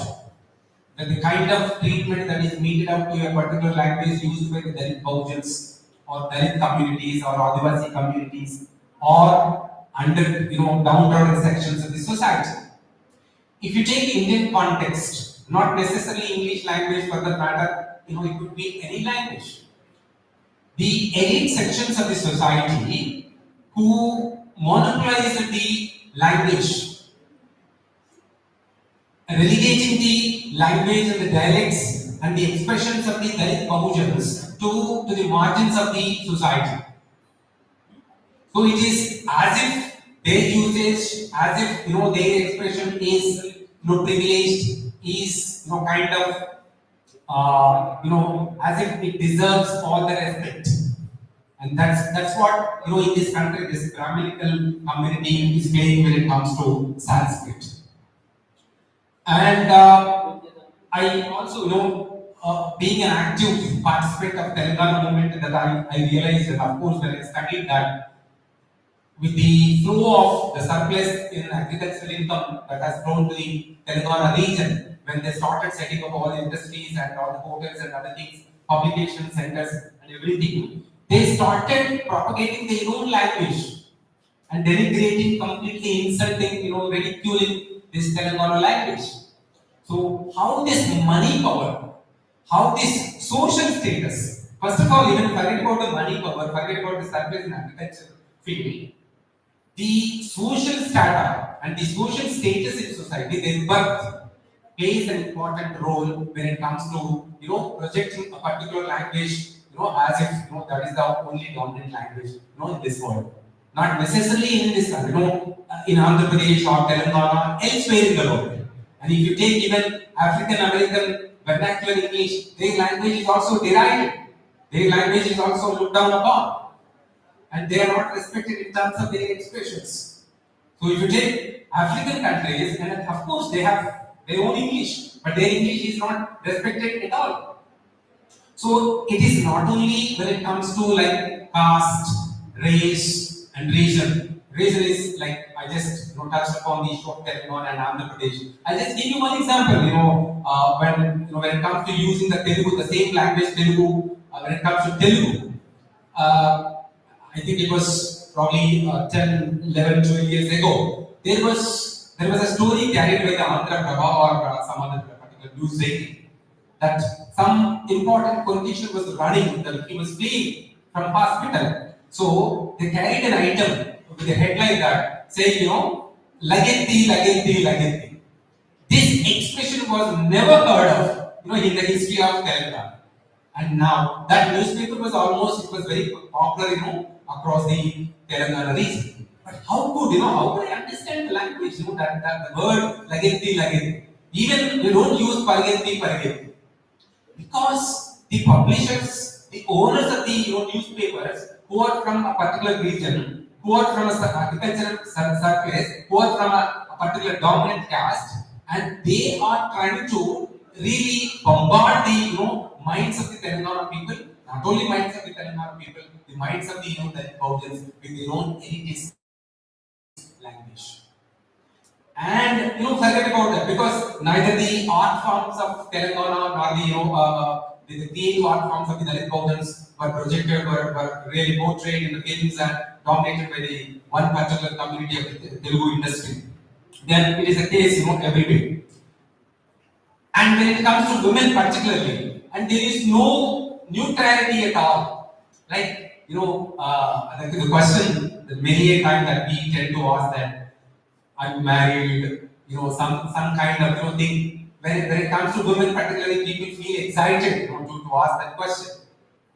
So here, whether it is English or even that has crept into English language too, Srimati, Kumari, whether you are Kumari, Srimati, I do not understand the logic behind it. Why do they use this Srimati and Sri? But when it comes to men, they use only Sri, but they don't use Srimati, Kumari, and should they be exposed to whether they were married or not? So there is no point in having that kind of thing, but which is completely biased. It's a kind of reinforcing or perpetuating the stereotype. That is one aspect that's where as an academician we should fight against. Then there is an expression in Hindi language that औरत का दिमाग घूंटे में है ఆడవాళ్ళ మెదడు మొకాలలో ఉంటుంది. This kind of expression, see how I don't understand that the kind of supremacy, the kind of male chauvinism, because the very architects, the very the people who determine the principles of language, the principles of grammar, or obviously happen to be men. So they can go on finding any kind of male dominated or male chauvinistic language. Just forget about not Telugu. In every language you do find this kind of expressions. For example, when some work is in progress, you tend to see some kind of board where men at work, but in fact you see the figure that only women are at work. But this kind of expression, when this lot of hybridity is taking place, when so many things are coming into the English language or for that matter in any other language, but where is the place of men? Where is the place of Dalit Bahujan? Where is the place of underdeveloped regions, particularly Telangana and some other regions in India? And we have even in language, we have a kind of how this male chauvinism is reflected. Like when it comes to blessings, women are relegated. When it comes to chiding someone, I don't want to use that the word that may be objectionable. Sigrame suputra praptirastu. Never use suputrika praptirastu.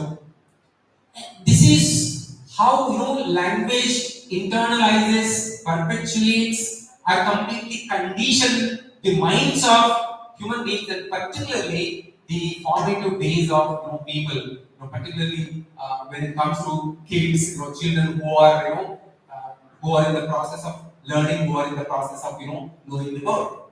When they are, when they hear all these, the kind of thing that Sikrame Silputra Praptirastu, never use, Suputrika Praptirastu. So this is how language plays a role in shaping our minds and mindset and personalities too. So I just, just really looking at me, I just stop over here. But what I would like to say that as teachers of language, as language teachers, we must make sure that, and we must, look into ourselves whether we are using inclusive language, gender neutral language, the language that hurts anyone, the language that insults, that denigrates any community. And for that matter, if you take, I'll share one my school days experience. My English teacher was about to, really about to say something, but he was at the end of the, some passage, and there was something, left unattended. One of my friends, sir, ఈ పుస్తకాన్ని చెప్పకపోతే అన్నాడు. Right, అదేం language ఏం మాట్లాడుతున్నాడు కూర్చోమన్నాడు. ఈ పుస్తకాన్ని చెప్పకపోతే సారు అన్నాడు. అంతే, అదేం లాంగ్వేజ్ కూర్చోమన్నాడు. అండ్ అగైన్ హీ సెడ్ పుసుక్కున అంటే కదా అన్నాడు. These two terms were insulted by my Brahmin teacher. My friend never used such wonderful natural expressions in his life. That's how the language of Dalit, Bahujans, marginalized sections completely, suppressed, and you're not allowed to freely express yourself in a language you know. And that's why this is where Nelson Mandela comes into your mind. He should come into our mind. But what he says, if you speak to a person, in a language he knows, it goes into his mind. And if you speak in a language, in his own language or in his mother tongue, it goes into his heart. So, as a teacher, we should use the language which goes into the hearts of the students. I think, the ever-changing language landscape or ever-changing language radar, I think we should always, keep these things in mind. And at the same time, we should also fight for the equality. When it comes to equality, it is not necessarily social equality or economic or political equality. It is linguistic equality, linguistic democracy. Because there is a lot of linguistic hegemony going on. Brahmins are, ruling the roost in terms of publication, in terms of, the way the way a particular language is spoken. And some other community who are considered to be the so-called, upper crust of the society, they are ruling the roost. So it is not that. It is from the bottom of the society that the language should evolve, should always evolve from the bottom of the society. The constructing something or determining the principles or making some changes when it comes to grammar, it is not the exclusive preserve of a particular pundit or a linguist. Language should always be determined with people, determined with the Dalit Bahujans. When I use Dalit Bahujans, the majority, the working class, the women. How women, they use their language when it comes to, when they go to fields, when they attend some other activities. The language is different. Language of production, language of creating wealth. But how they are ridiculed, how they are insulted, their language. So I just before I conclude that, I would like to urge you as teachers, we should be aware of all these things, and otherwise we will become, knowingly, because it is already internalized. We are already conditioned in such a way that, unknowingly, inadvertently, we use male-dominated language. We use, kind of language that denigrates some other community. And for that matter, even communities are used to chide somebody, to scold somebody. So this kind of language. So we need to achieve language democracy in language usage. We need to, this topple this hegemony of particular community. We need to bring down the complete arrogance, the linguistic arrogance of some people, in the world, whether it could be English or Hindi, Telugu or any other language. Thank you very much. Good Josie. Thank you so much.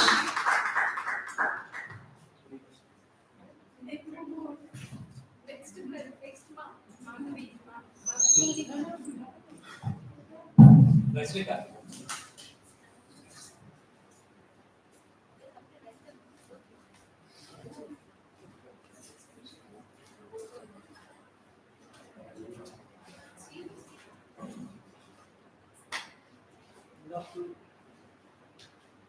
Good afternoon to everyone. My name is Rajnikant, PG College, Gatal. My title of the paper is Maxim and Principle of Paradise Lost. This Paradise Lost is a Adam and Eve story. John Milton was written this Paradise Lost. It is an epic poem.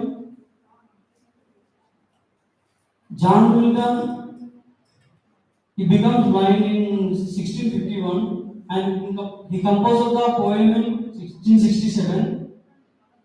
This is a biblical theme poem. Most of the maxims and precepts are proverbial sayings which speaks in the general rules. The fundamental principles are rule of conduct. Every society and to the broader extent literature of mythological ethics to speak about the rule of conduct of that particular religion. John Milton in the essay Dramatic Poesy in the published in the year 1668, he says that a thing will said will be written in all languages. He further summarizes in the essay that wit is a property of all thoughts and words. Such priority of words and phrases selected from the book of Paradise Lost. In the Paradise Lost poem, line 26, and justify the ways of gods to men. This line meaning is the moral of the Paradise Lost, the famous John Milton. It explains the Adam and Eve from the Garden of Eden Garden. It is a tragedy, but in the view of Almighty, it paved the way of incarnation and the recommendation of the humanity. Thank you.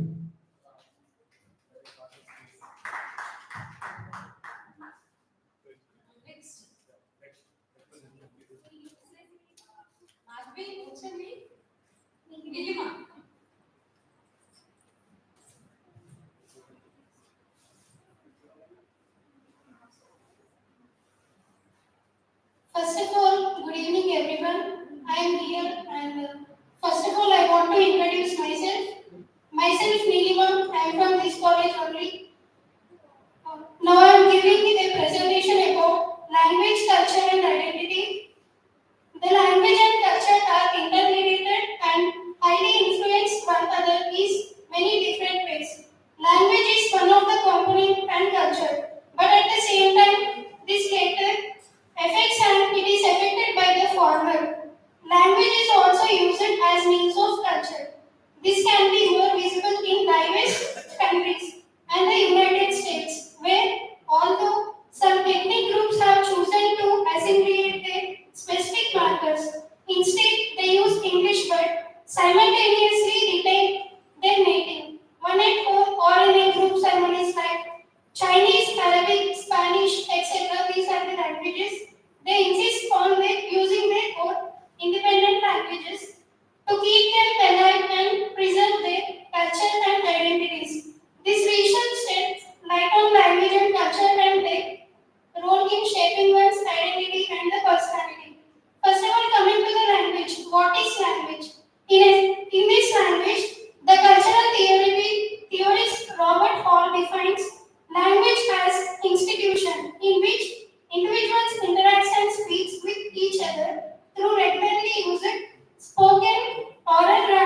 signs and codes.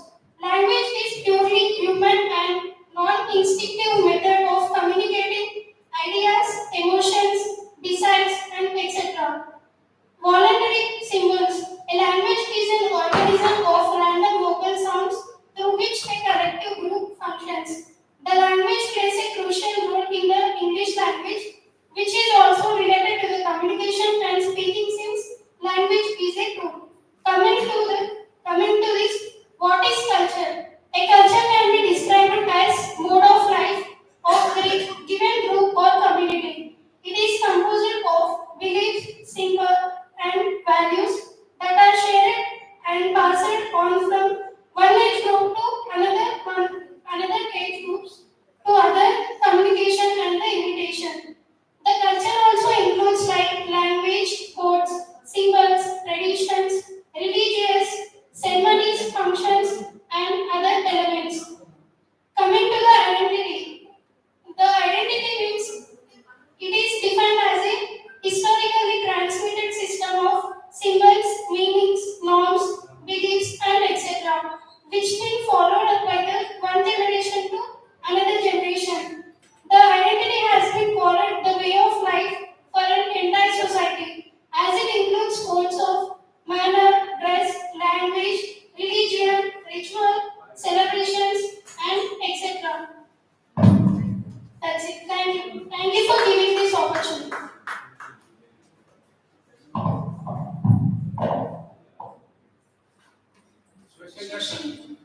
Sir, it's your turn. Because it's already thinning. You can't expect more than this. So we are going to have the last page for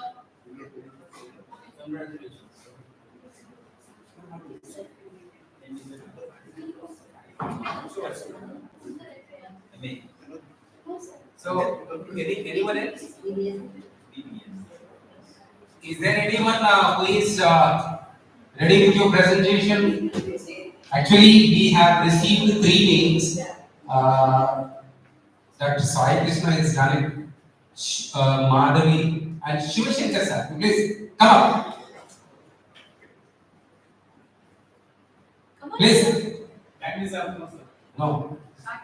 No, we have 10 more minutes. You can present the gist of your paper. with all your experience, you can give the gist of your article.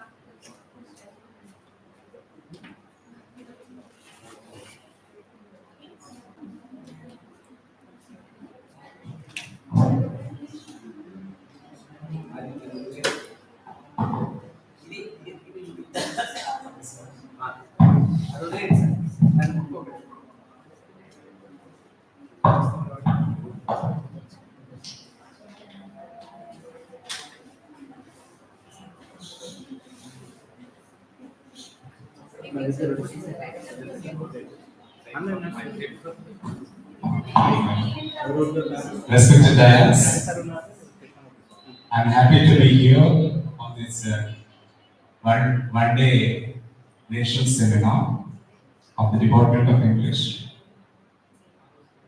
M.V.S. Arts and Science College, Mahavalpura. Good evening to the dais, members who are sitting on the dais, and noble, amiable faculty members, students of the Faculty of English. Title of my paper is Motive for Metaphor in the Poems Ozymandias and the Emperor of Ice Cream. Motive for metaphor is a literary element propounded by Wallace Stevens, an American poet who juxtaposes imagination with reality.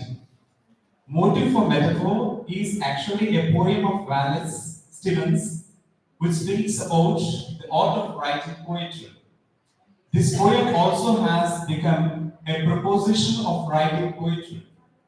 Motive for metaphor as an element of literary feature explains of how we experiment the world compared to how the world really is. According to Northrop Frye, the aspect of motive for metaphor is the desire to associate.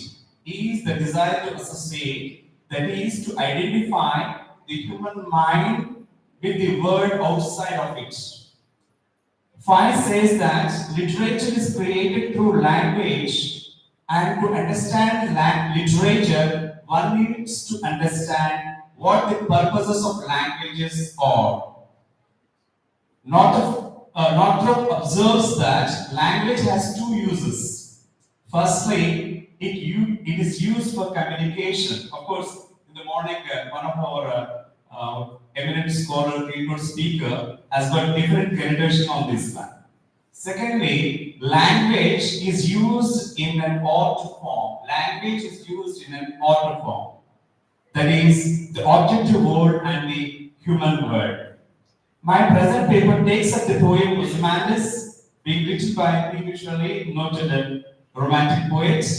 A great romantic poet publishes the poem in the year 1818, and the poem, The Emperor of Ice Cream, written by American poet Wallace Stevenson in his anthology titled Harmonium, published in the year 1923, almost a decade.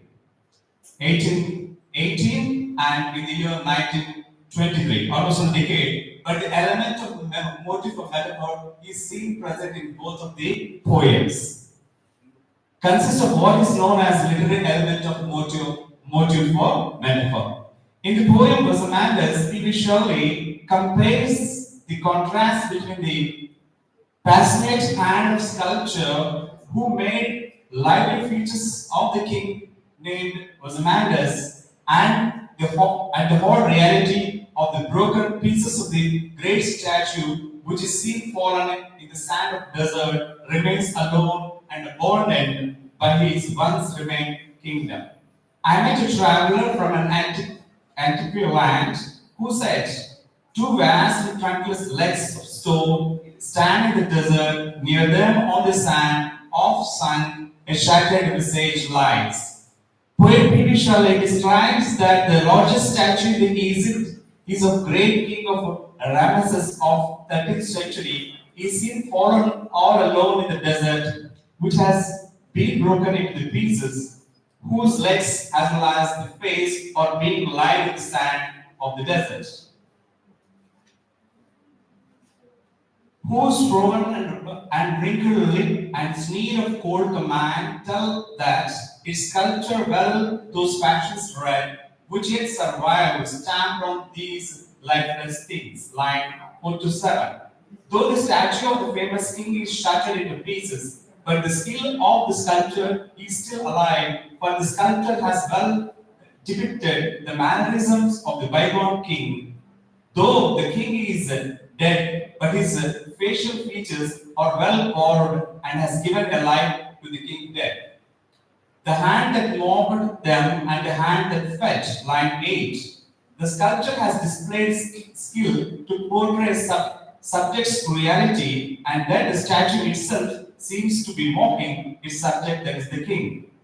And on the pedestal these words appear, my name is Ozymandias, King of Kings. Now, King of Kings is a metaphor, right? Look on my words, ye mighty, and display. The above lines describe King Ozymandias is the King of Kings, who is credited to have done great work. If anyone wishes to know what he is and what and where he abodes, such needs to be to know his greatness and his mighty things done. Nothing beside remains round the decay of the colossal wreck, boundless and bare, the lone level sand stretches away. Now, the great king who has announced himself is so mighty and his works are so mighty. Now, his statue is seen fallen in a desert which is bare and alone, and he has no such mightiness of his kingdom. This is metaphor, King of Kings. And like that, in the poem, but practically speaking, the mighty works which King Ozymandias claims are presently hollow and decayed one. There is nothing else in the area, no kingdom, no subjects, nothing except a level of sand stretches around once famous statue of the King Ozymandias. And the poem The Emperor of Ice Cream, the title itself says a metaphor, Emperor of Ice Cream. Actually, Emperor means he should have subject, he should have kingdom and all that part. But now the very title is metaphorically said, The Emperor of Ice Cream. Of Wallace Stevens suggests a reference to an emperor who owns an empire of ice cream, where ice cream metaphorically stands for more things than merely a popular dessert. In both of the poems, hollowness is seen read on, and the poem Emperor of Ice Cream of Wallace Stevens suggests a reference to an emperor who owns the empire of ice cream, where ice cream metaphorically stands for more things than merely a popular dessert. In the poem, the following line: the only emperor is the emperor of ice cream. The only emperor is the emperor of ice cream. These are the two lines that speak about metaphorically what the actuality is, what the imagination is all about. And of course, do I have time to read out? Right. So the thing is that let me read the. Actually, it's a really midnight oil written poem, written paper. Okay. The only thing is that I would like to conclude as per the instructions of our jury. Right. Poem Rosamandis is a metaphor for fleeting nature of political power, while poem The Emperor of Ice Cream is a metaphor for transient life. After life, what is the next stage is death. So both the poems do have the element of motive for metaphor, which is being propounded by Wallace Stevenson. I really thank the jury as well as the organizers for giving me and also my students an opportunity to present their papers on this August or Miss the August people. Thank you. Sir, is there any sweet thing, element of sweet in that poem? The Emperor of Ice Cream. Is it symbolic of absolute power, or is there any positive aspect or positive element? So, as your person reminds me, there is a called a film song, a philosophical song. బుడగవంటి బ్రతుకు ఒక చిటికలోని చితుకు ఇది శాశ్వతమైన తలచేవురా ఓ మానవుడా. Like that, the life is very transient. In both in this stanza number 1 and stanza number 2, we see a situation, we see certain instructions being issued by the unknown speaker. So in both of that, at the loss of that, the only one, like the Almighty and an emperor, observing the scene of the dead body. And in the first stanza, how the preparation for the dead body ought to be made. So there we happen to see the instructions as such. So that's the thing. So both the poems do speak about myth and reality that is found in and around the world. We have almost come to the end of this session. If anybody would like to interact with Sir on his presentation, if you have any questions, queries, or anything you'd like to add, Observations as such. any observations, comments, you are most welcome, because it's thrown open. And we're almost about to organize this valedictory session. Yeah. So you have been witness since morning to the presentations and keynote addresses. If anybody wants to say that, or if anybody wants to share anything, yeah, you are most welcome, irrespective of all these presentations and everything. On this topic or on any presentation, you please come up. I would like to see the madam and anyone from.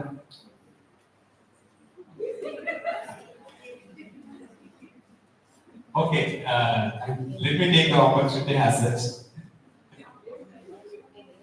At the outset, the way this one day national seminar has been taken off and is now at the fag end of completion. it is really a hilarious one, and I could see as a teacher of English when I just stepping into the seminar hall. There I could able to see the quotations being collected from the literature and have got displayed.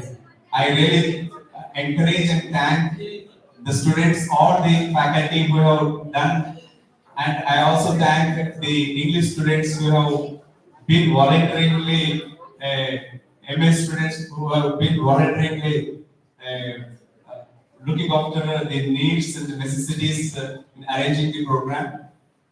And not but least, not the aspect of least is that I feel personally, if some more some time is more preciously being allotted for paper presentations, maybe the seminar would have been more alive. No, it is always the good, but the thing is, had the time been allotted for more paper presentations, things would have been more better. Where the spirit of this national conference would have been in a leap of goods. With this, I thank Satish sir for giving an opportunity to evoke my feelings. Would you like to?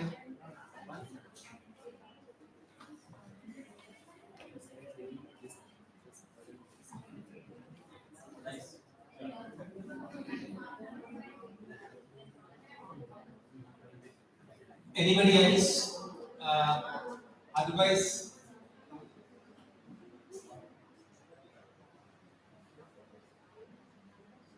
so shall I assume that nobody is there to really comment upon this?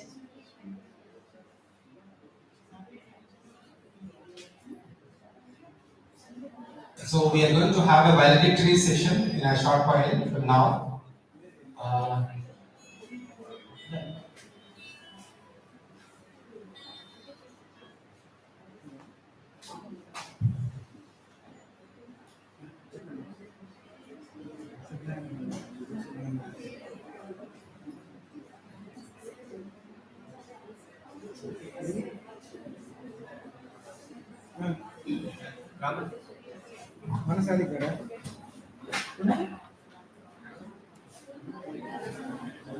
So I just want to thank you. Good evening, everybody. On behalf of all the participants, I'd like to thank the organizers for making this one-day seminar a grand success. Like as all of us could see, the students of post-graduation who are at the registration counter, like I congratulate them for making use of all the resources. I especially congratulate Dr. Surinarayan and the team members, all the faculty members. They work in a lot of coordination because as we hear that around 138 papers were received, which clearly shows that behind this a lot of efforts must have been done. Oh, sorry. So at this at this magnitude, like receiving 138 papers, almost 10 to 12 states, and involving all the faculty members, all the students, and I could see the heads of the department, the vice principals, the IQC coordinators, all of them were present, and they were all working cheerfully, which clearly shows that there is a lot of unity. In any institution, if you got these qualities, if you got people of this temperament, I'm sure whatever the activity we take up would certainly be on a large scale like this. And I also thank you for providing wonderful lunch. Thank you very much. It was really delicious. I thank all the resource persons for their valuable insights, which were maybe certain things we have some idea. When we attend sessions like this, it would clearly give a lot of insights which had never been taken so seriously. I'm sure the fraternity, the English fraternity has a very important role to play in terms of trainings, in terms of placements, in terms of enlightening the people, in terms of imparting soft skills. We have a major role to play. And I thank Dr. Raghupati Garu for his valuable insights in the formal session. And people of what do you call he's got a lot of experience which has clearly enlightened us and which has clearly made us think how a teacher should be and what kind of insights a teacher should develop. And in the afternoon session also we had Dr. N. Sambay Garu, who has given many other ideas and insights about soft skills and how we can derive or take, we can make use of literature to impart soft skills through short stories or novels or poems. All these things can be used as tools for soft skills. And I thank all the organizers also for taking it as a commitment and making this event a grand success. Hearty congratulations to all the organizers and to the entire team of M.V.S, Arts and Science degree and PG College. Thank you one and all. Thank you very much. Sir, good evening, sir. I am very happy that our lecturer, Dr. Sai Krishna sir, he taught me English in the year 1993. So as he invited, immediately he responded and wrote an article. I am so happy, sir. Thank you. Thank you. Please give a big clap for our lecturer. Thank you, sir. She wanted to say that you are an old guy and thank you very much for your affection. Thank you.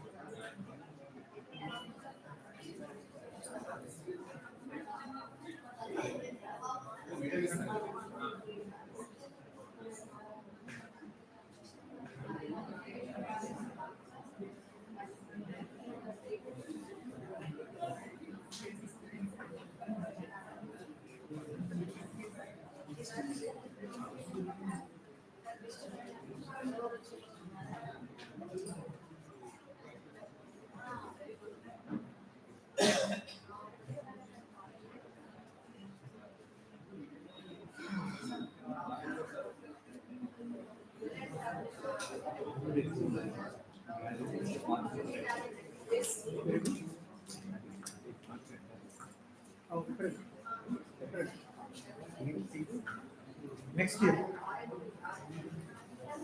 25th is March, 26th time, 27th.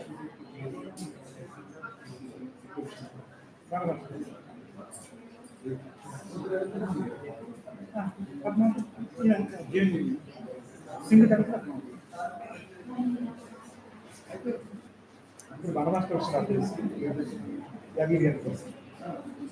Single place.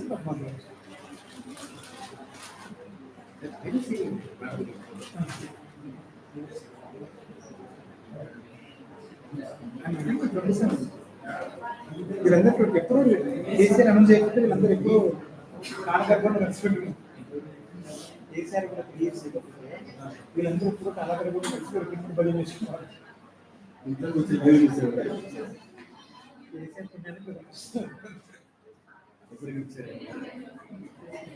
కొందరికి అవసరం కొందరికి అనవసరం.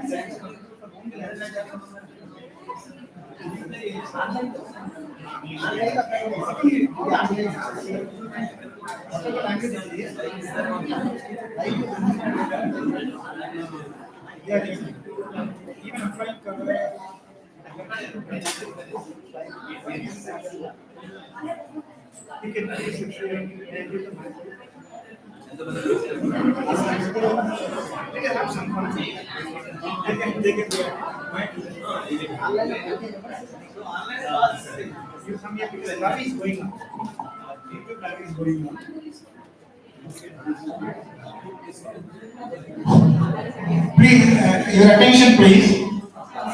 I would like to say a few words to you, please. Just now, I have posed a question before Guru. Why every language teacher feels themselves that they are very young? Wherever you go, just now has Sir has also expressed his view that every language teacher feels them that they are very young. Even applying color for the hair, even they feel that they are very young. Why this kind of attitude is there in the minds of language teacher? I would like to know from Sir, please. It's sometimes, see, the battery function will begin within a couple of minutes. Meanwhile, let us have some fun.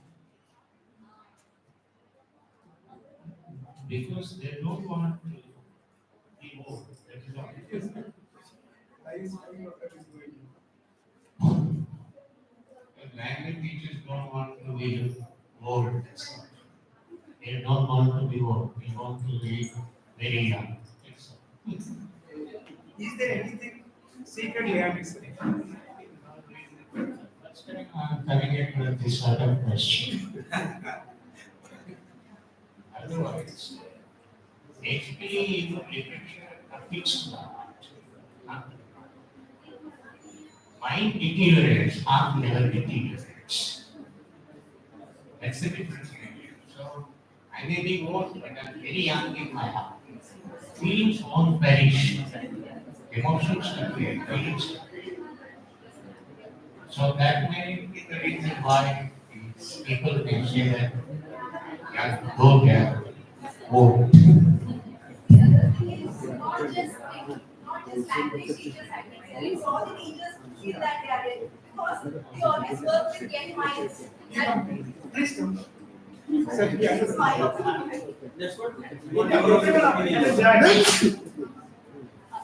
Good evening, everyone. What I feel is not just language teachers, it's all the teachers that who feel young because we always work with young minds. We know the trends that are going in the outside, like everywhere it is the young generation who dominates, who explores, and who puts a lot of impact in every field. And as we work with them, we are equipped with all the things going on. Maybe that's the reason we feel we are young, all the teachers. Because I know it because my grandmother and my mother both are teachers, and that's how I know. They always talk about the things that, I mean, we can talk at one pace. We can just the other friends, when they talk to their parents, it's like there will be no good thing between them. Maybe because they are not into the field of teaching. That's how I felt. Yeah, thank you. Yeah, that's my opinion. Yes, I do share your views.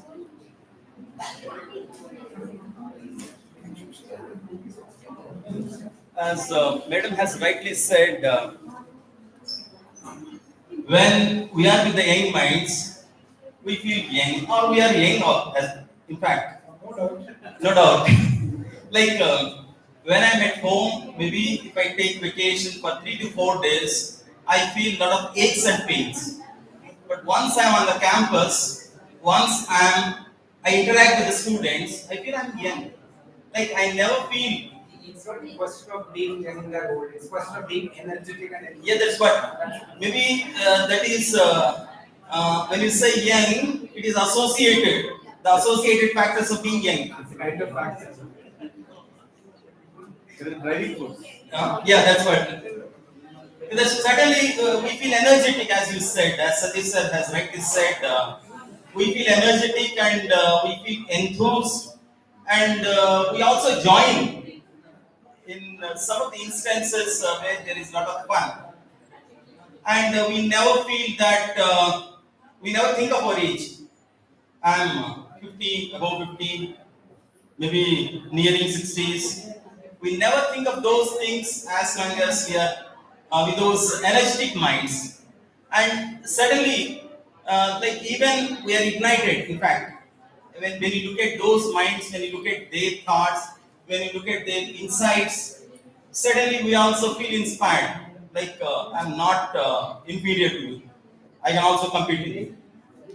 Though I am double your age or 2.5 times to your age, I never go back, and I am equally competent, and I can compete with you in anything. It is not only in terms of intellect or not only in terms of imparting knowledge. Certainly, it enthuses us. We feel energized, we feel elated, we feel being part of the young minds, as Madam has rightly said. And it is really an opportunity for all the teachers to be enthused and energized. Thank you very much. Please, Satish. Every language teacher feels himself or herself develop a own language. But she is studying not only language teacher, every teacher feels like that. But she has given some reasons for that. But Sir has given some reasons. Sir has given some reasons. What you want to say about this question? I don't think that they graded this close to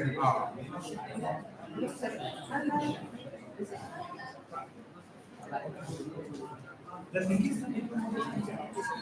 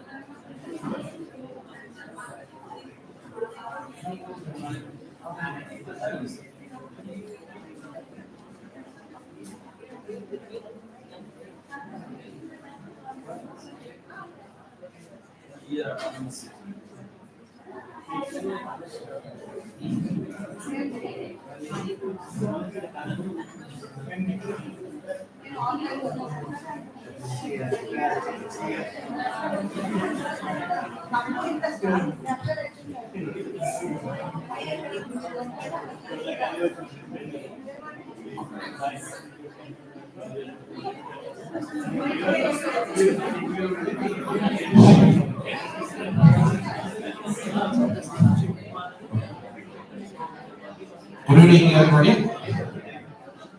I would like to invite our beloved today's seminar keynote speaker, Dr. K.V. Raghupati sir. Please come to the dais.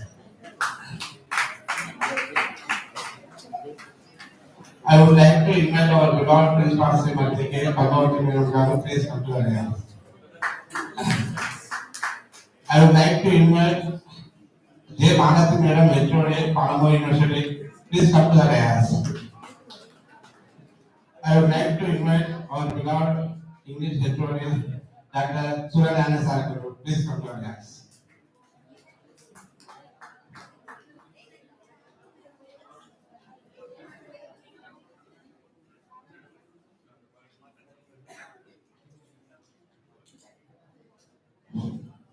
Respected dignitaries, esteemed speakers, honored guests, ladies and gentlemen. I wish to thank one and all. On behalf of Department of English, I wish to thank one and all. The phrase, man is glory of his strength and woman is glory of her beauty. It is inspired by biblical teaching.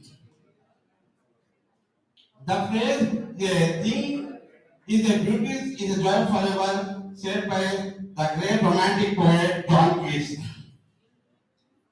John Keats, in his poem Endymion, in this poem, Keats beautifully illustrates how beauty can be found in the human aspects. So nature is power. Nature talks to everyone. So, Okay, now we are going to distribute the certificates.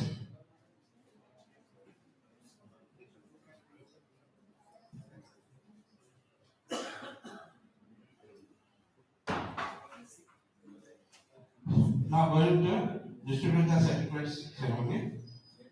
N. Sweta Rani, please come to our dais. I would like to invite N. Sweta Rani, please come to our dais and receive the certificate.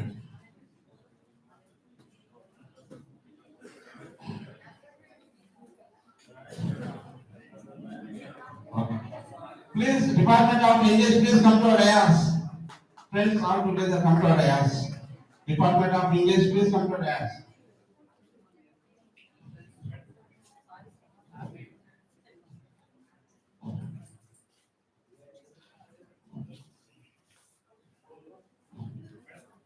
Please, Department of English, faculty honor together come to our dais. Okay. Next to receive the certificate, K. Savani, Nagar Karnool College, K. Savani. Come to dais and receive the certificate from the. Okay. K. Rajeshwari, please come to the dais and receive the certificate. K. Rajeshwari.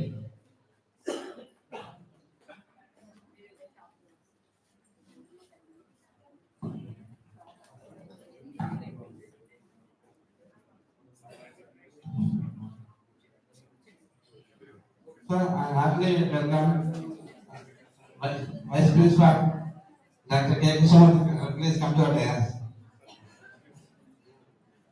Vice Principal, another Vice Principal, Dr. Narendra sir, please come to our dais.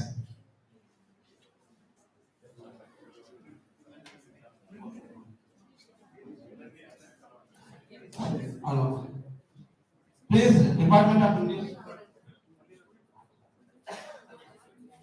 I request all the English departments to please come on to the dais. No, madam. No, madam.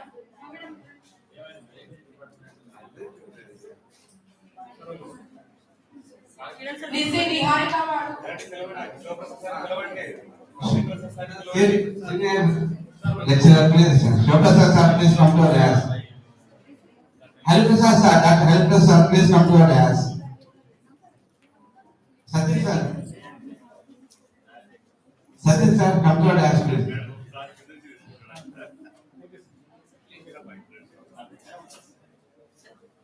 Computer HOD Samaswara sir, please come to our dais.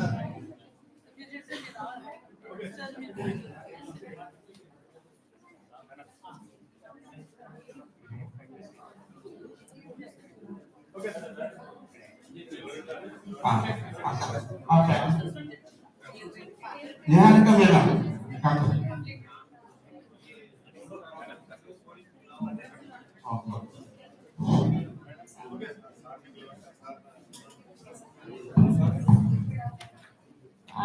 Dr. Sai sir, Associate Professor of English, Dept College.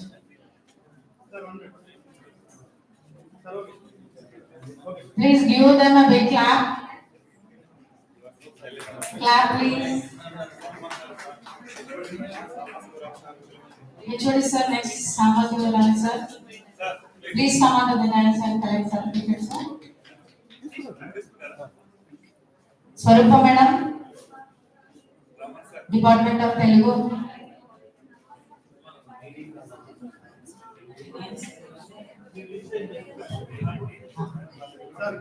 Kalpana madam, from Palamur University, I like to invite next. Palamur University faculty lecturers, please come on to the dais, madam. Srilata madam, Sankiti madam, please come on.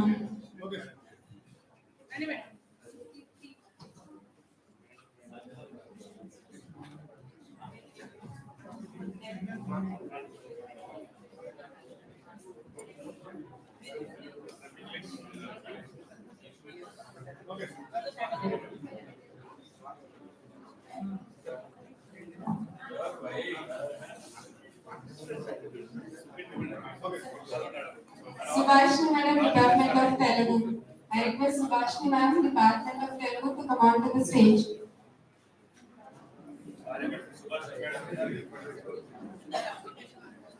Bhimeshwari ma'am, Department of Chemistry.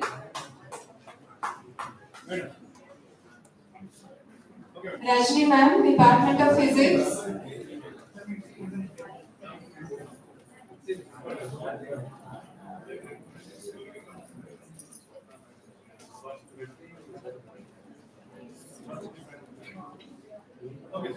Dr. Subhashini ma'am, Department of Zoology. Dr. Swapna ma'am, Department of Telugu.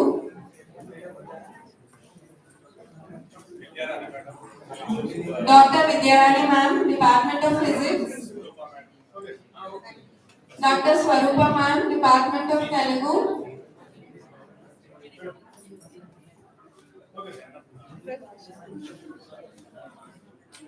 Madhavi ma'am, Department of Maths. Arifa ma'am, Department of History. Sir, Rajendra sir, please. Rajendra sir. Dr. Rajendra sir, Department of Botany.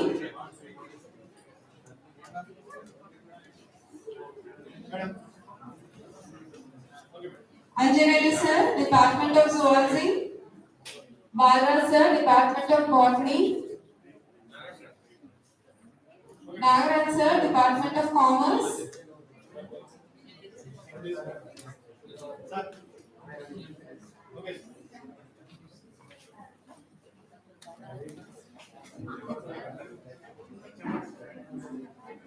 Zaveria ma'am, Department of Zoology. Nagaramba ma'am, Department of Commerce. Swati ma'am, Department of Zoology.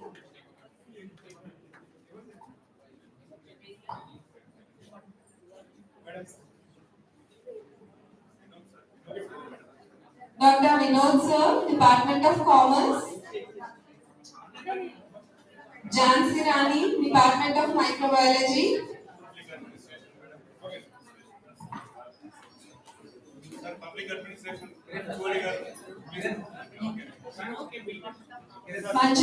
Dr. Manjula ma'am, Department of Commerce. HOD, Department of Commerce. Sunita ma'am, Department of Physics. Reshma ma'am, Department of Commerce. Afros ma'am, Department of Commerce. Veena ma'am, Department of Public Administration.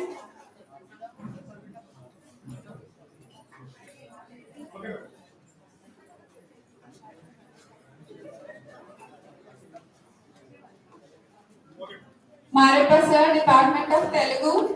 Janardhan sir, Department of Telugu.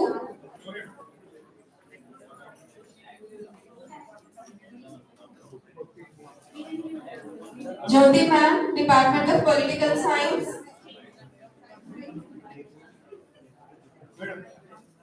Spandana, PG student.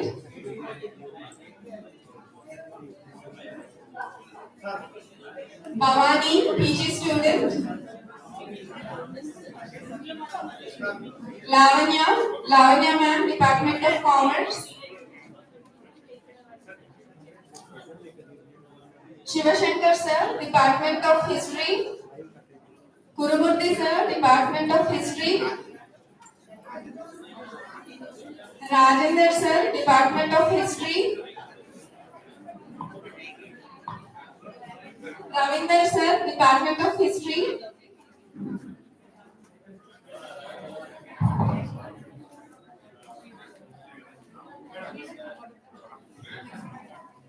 Afrin ma'am, Department of Economics.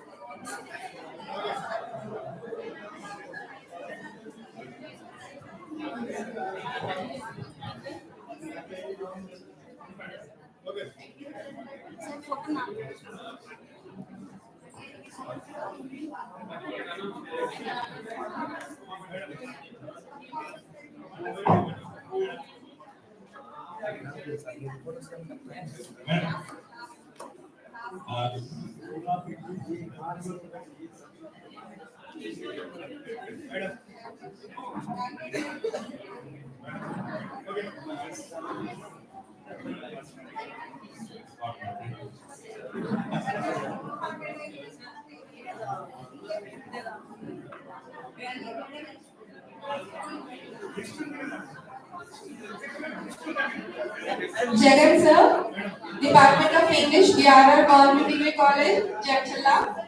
Shivashankar sir, Department of English. Arvind sir, Department of English, DRR Government Degree College.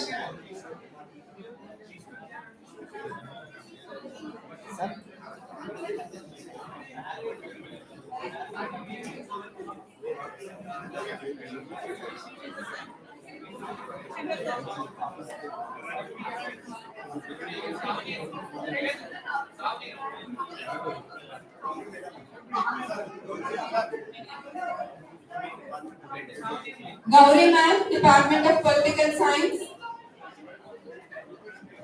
Deepti ma'am, Department of Biotechnology.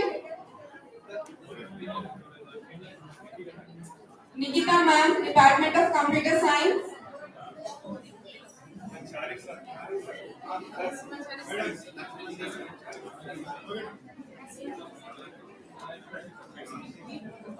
Narsimachari sir, Department of Computer Science.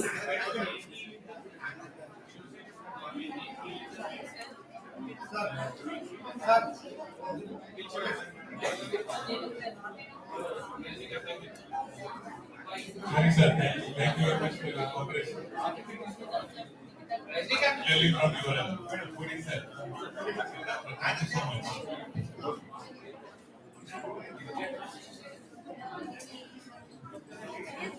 Rajnikant, PG Center, Gadwal. Archana ma'am, Department of Computer Science. M. Madhavi, PG Center, Gadwal.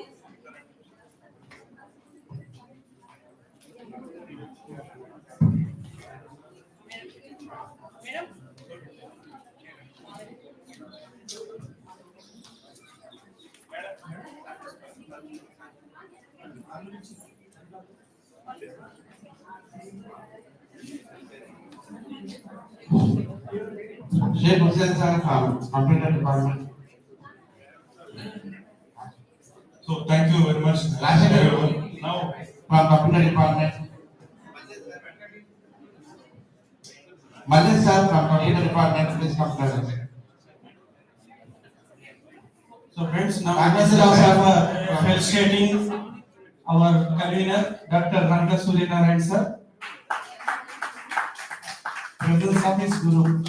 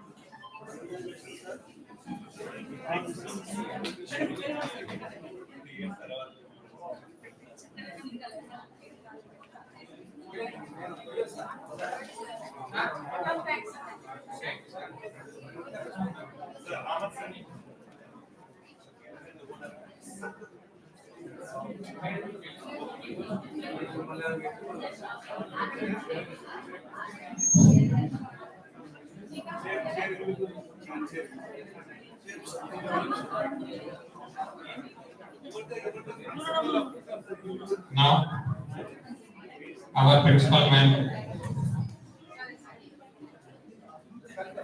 felicitation, Ranga Suryanarayan sir and faculty members will felicitate the principal man with shawl. we are very thankful to our principal ma'am. Really, she encouraged us to organize this seminar.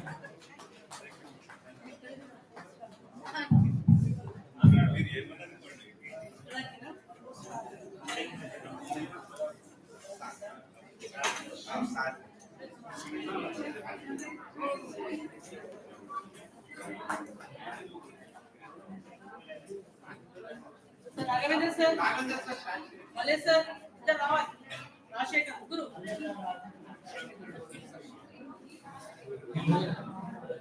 Malli sir, Rashekar Reddy sir,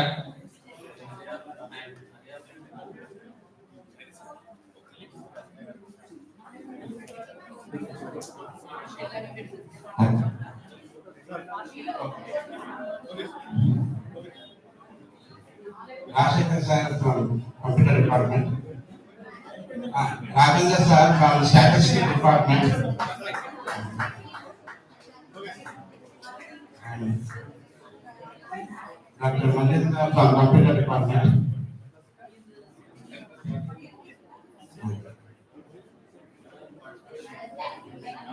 Dr. Mandita from computer department.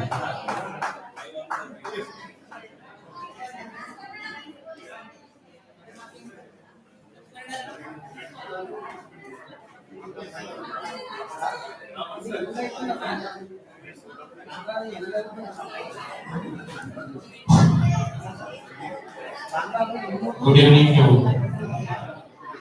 all the dignitaries.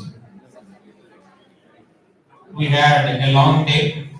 Really, we are very thankful to every person. We thankful to our Commissioner Devasena Madam.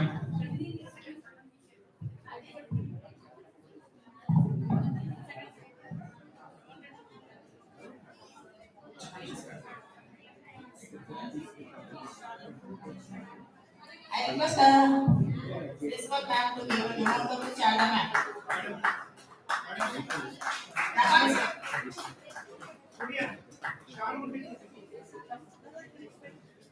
Missing madam.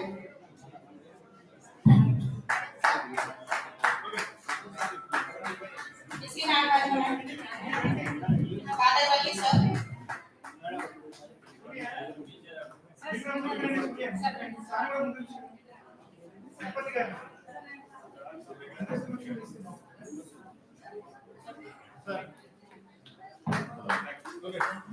Father Wali sir.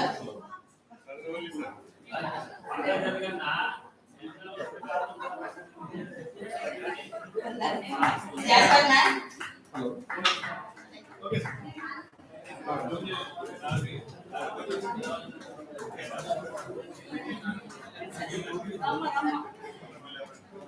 Kiran sir.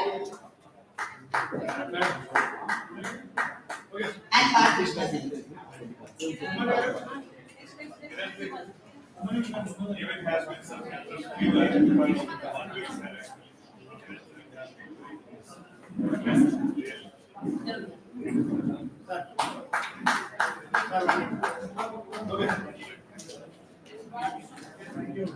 One of these barriers.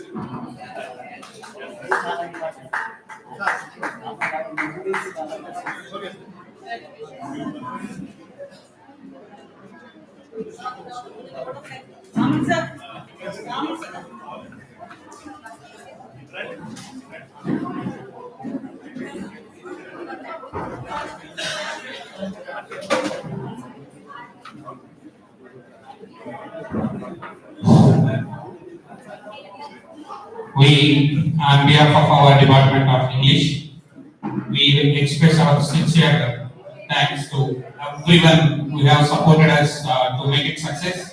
Really, we have good support with all the HODs, vice principals, principal men, and other faculty members. Especially technical support we have got to make it success.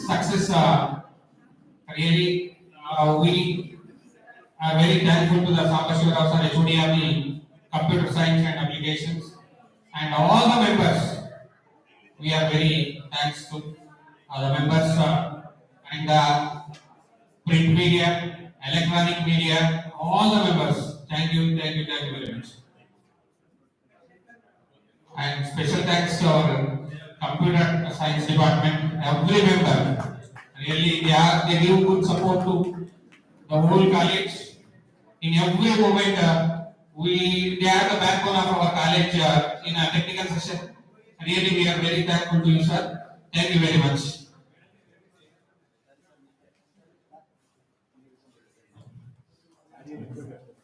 In arrangements, in organization, we got good support from the BD students, especially volunteers of UD students and BD students, especially the students Sandeep, Vahini, Ram and Uma Shankar and Shiva.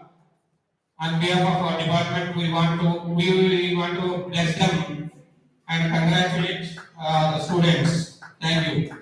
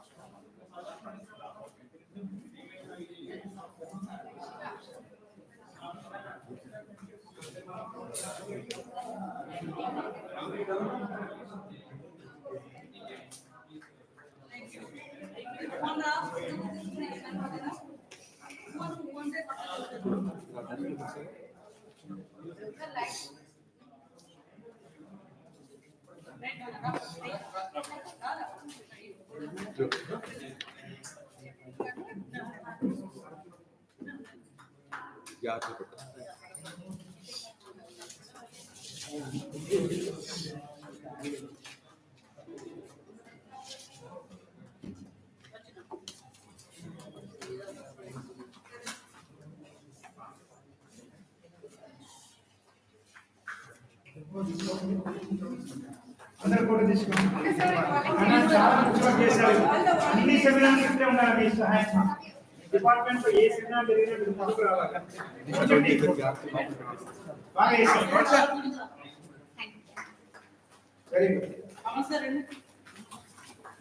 కాలేజ్లో ప్రతి programme మీ support ఉండాలి బేట. చేయలేకపోతే కొంచెం వస్తుందా?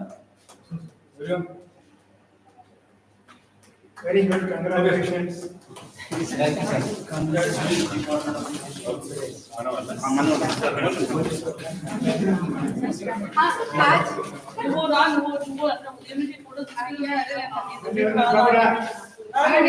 ఒకసారి బాగా తీసారు.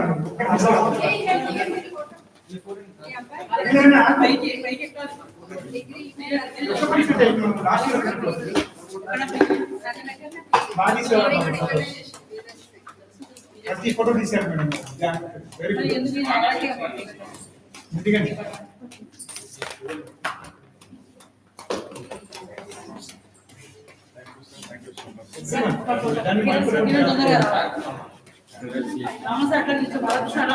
ఫోటో తీసుకున్నారు.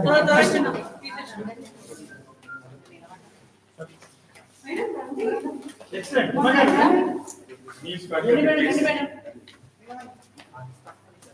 Kiran, Balakrishna, Sukriti, everybody has done great job. Kadar only with banners. Okay.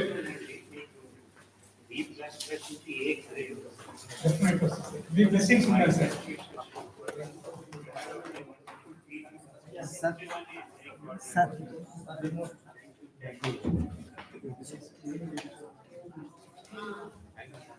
Sir, students, Thank you, sir. Thank you, sir.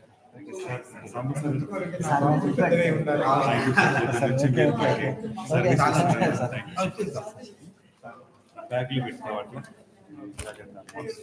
Sir మీది సార్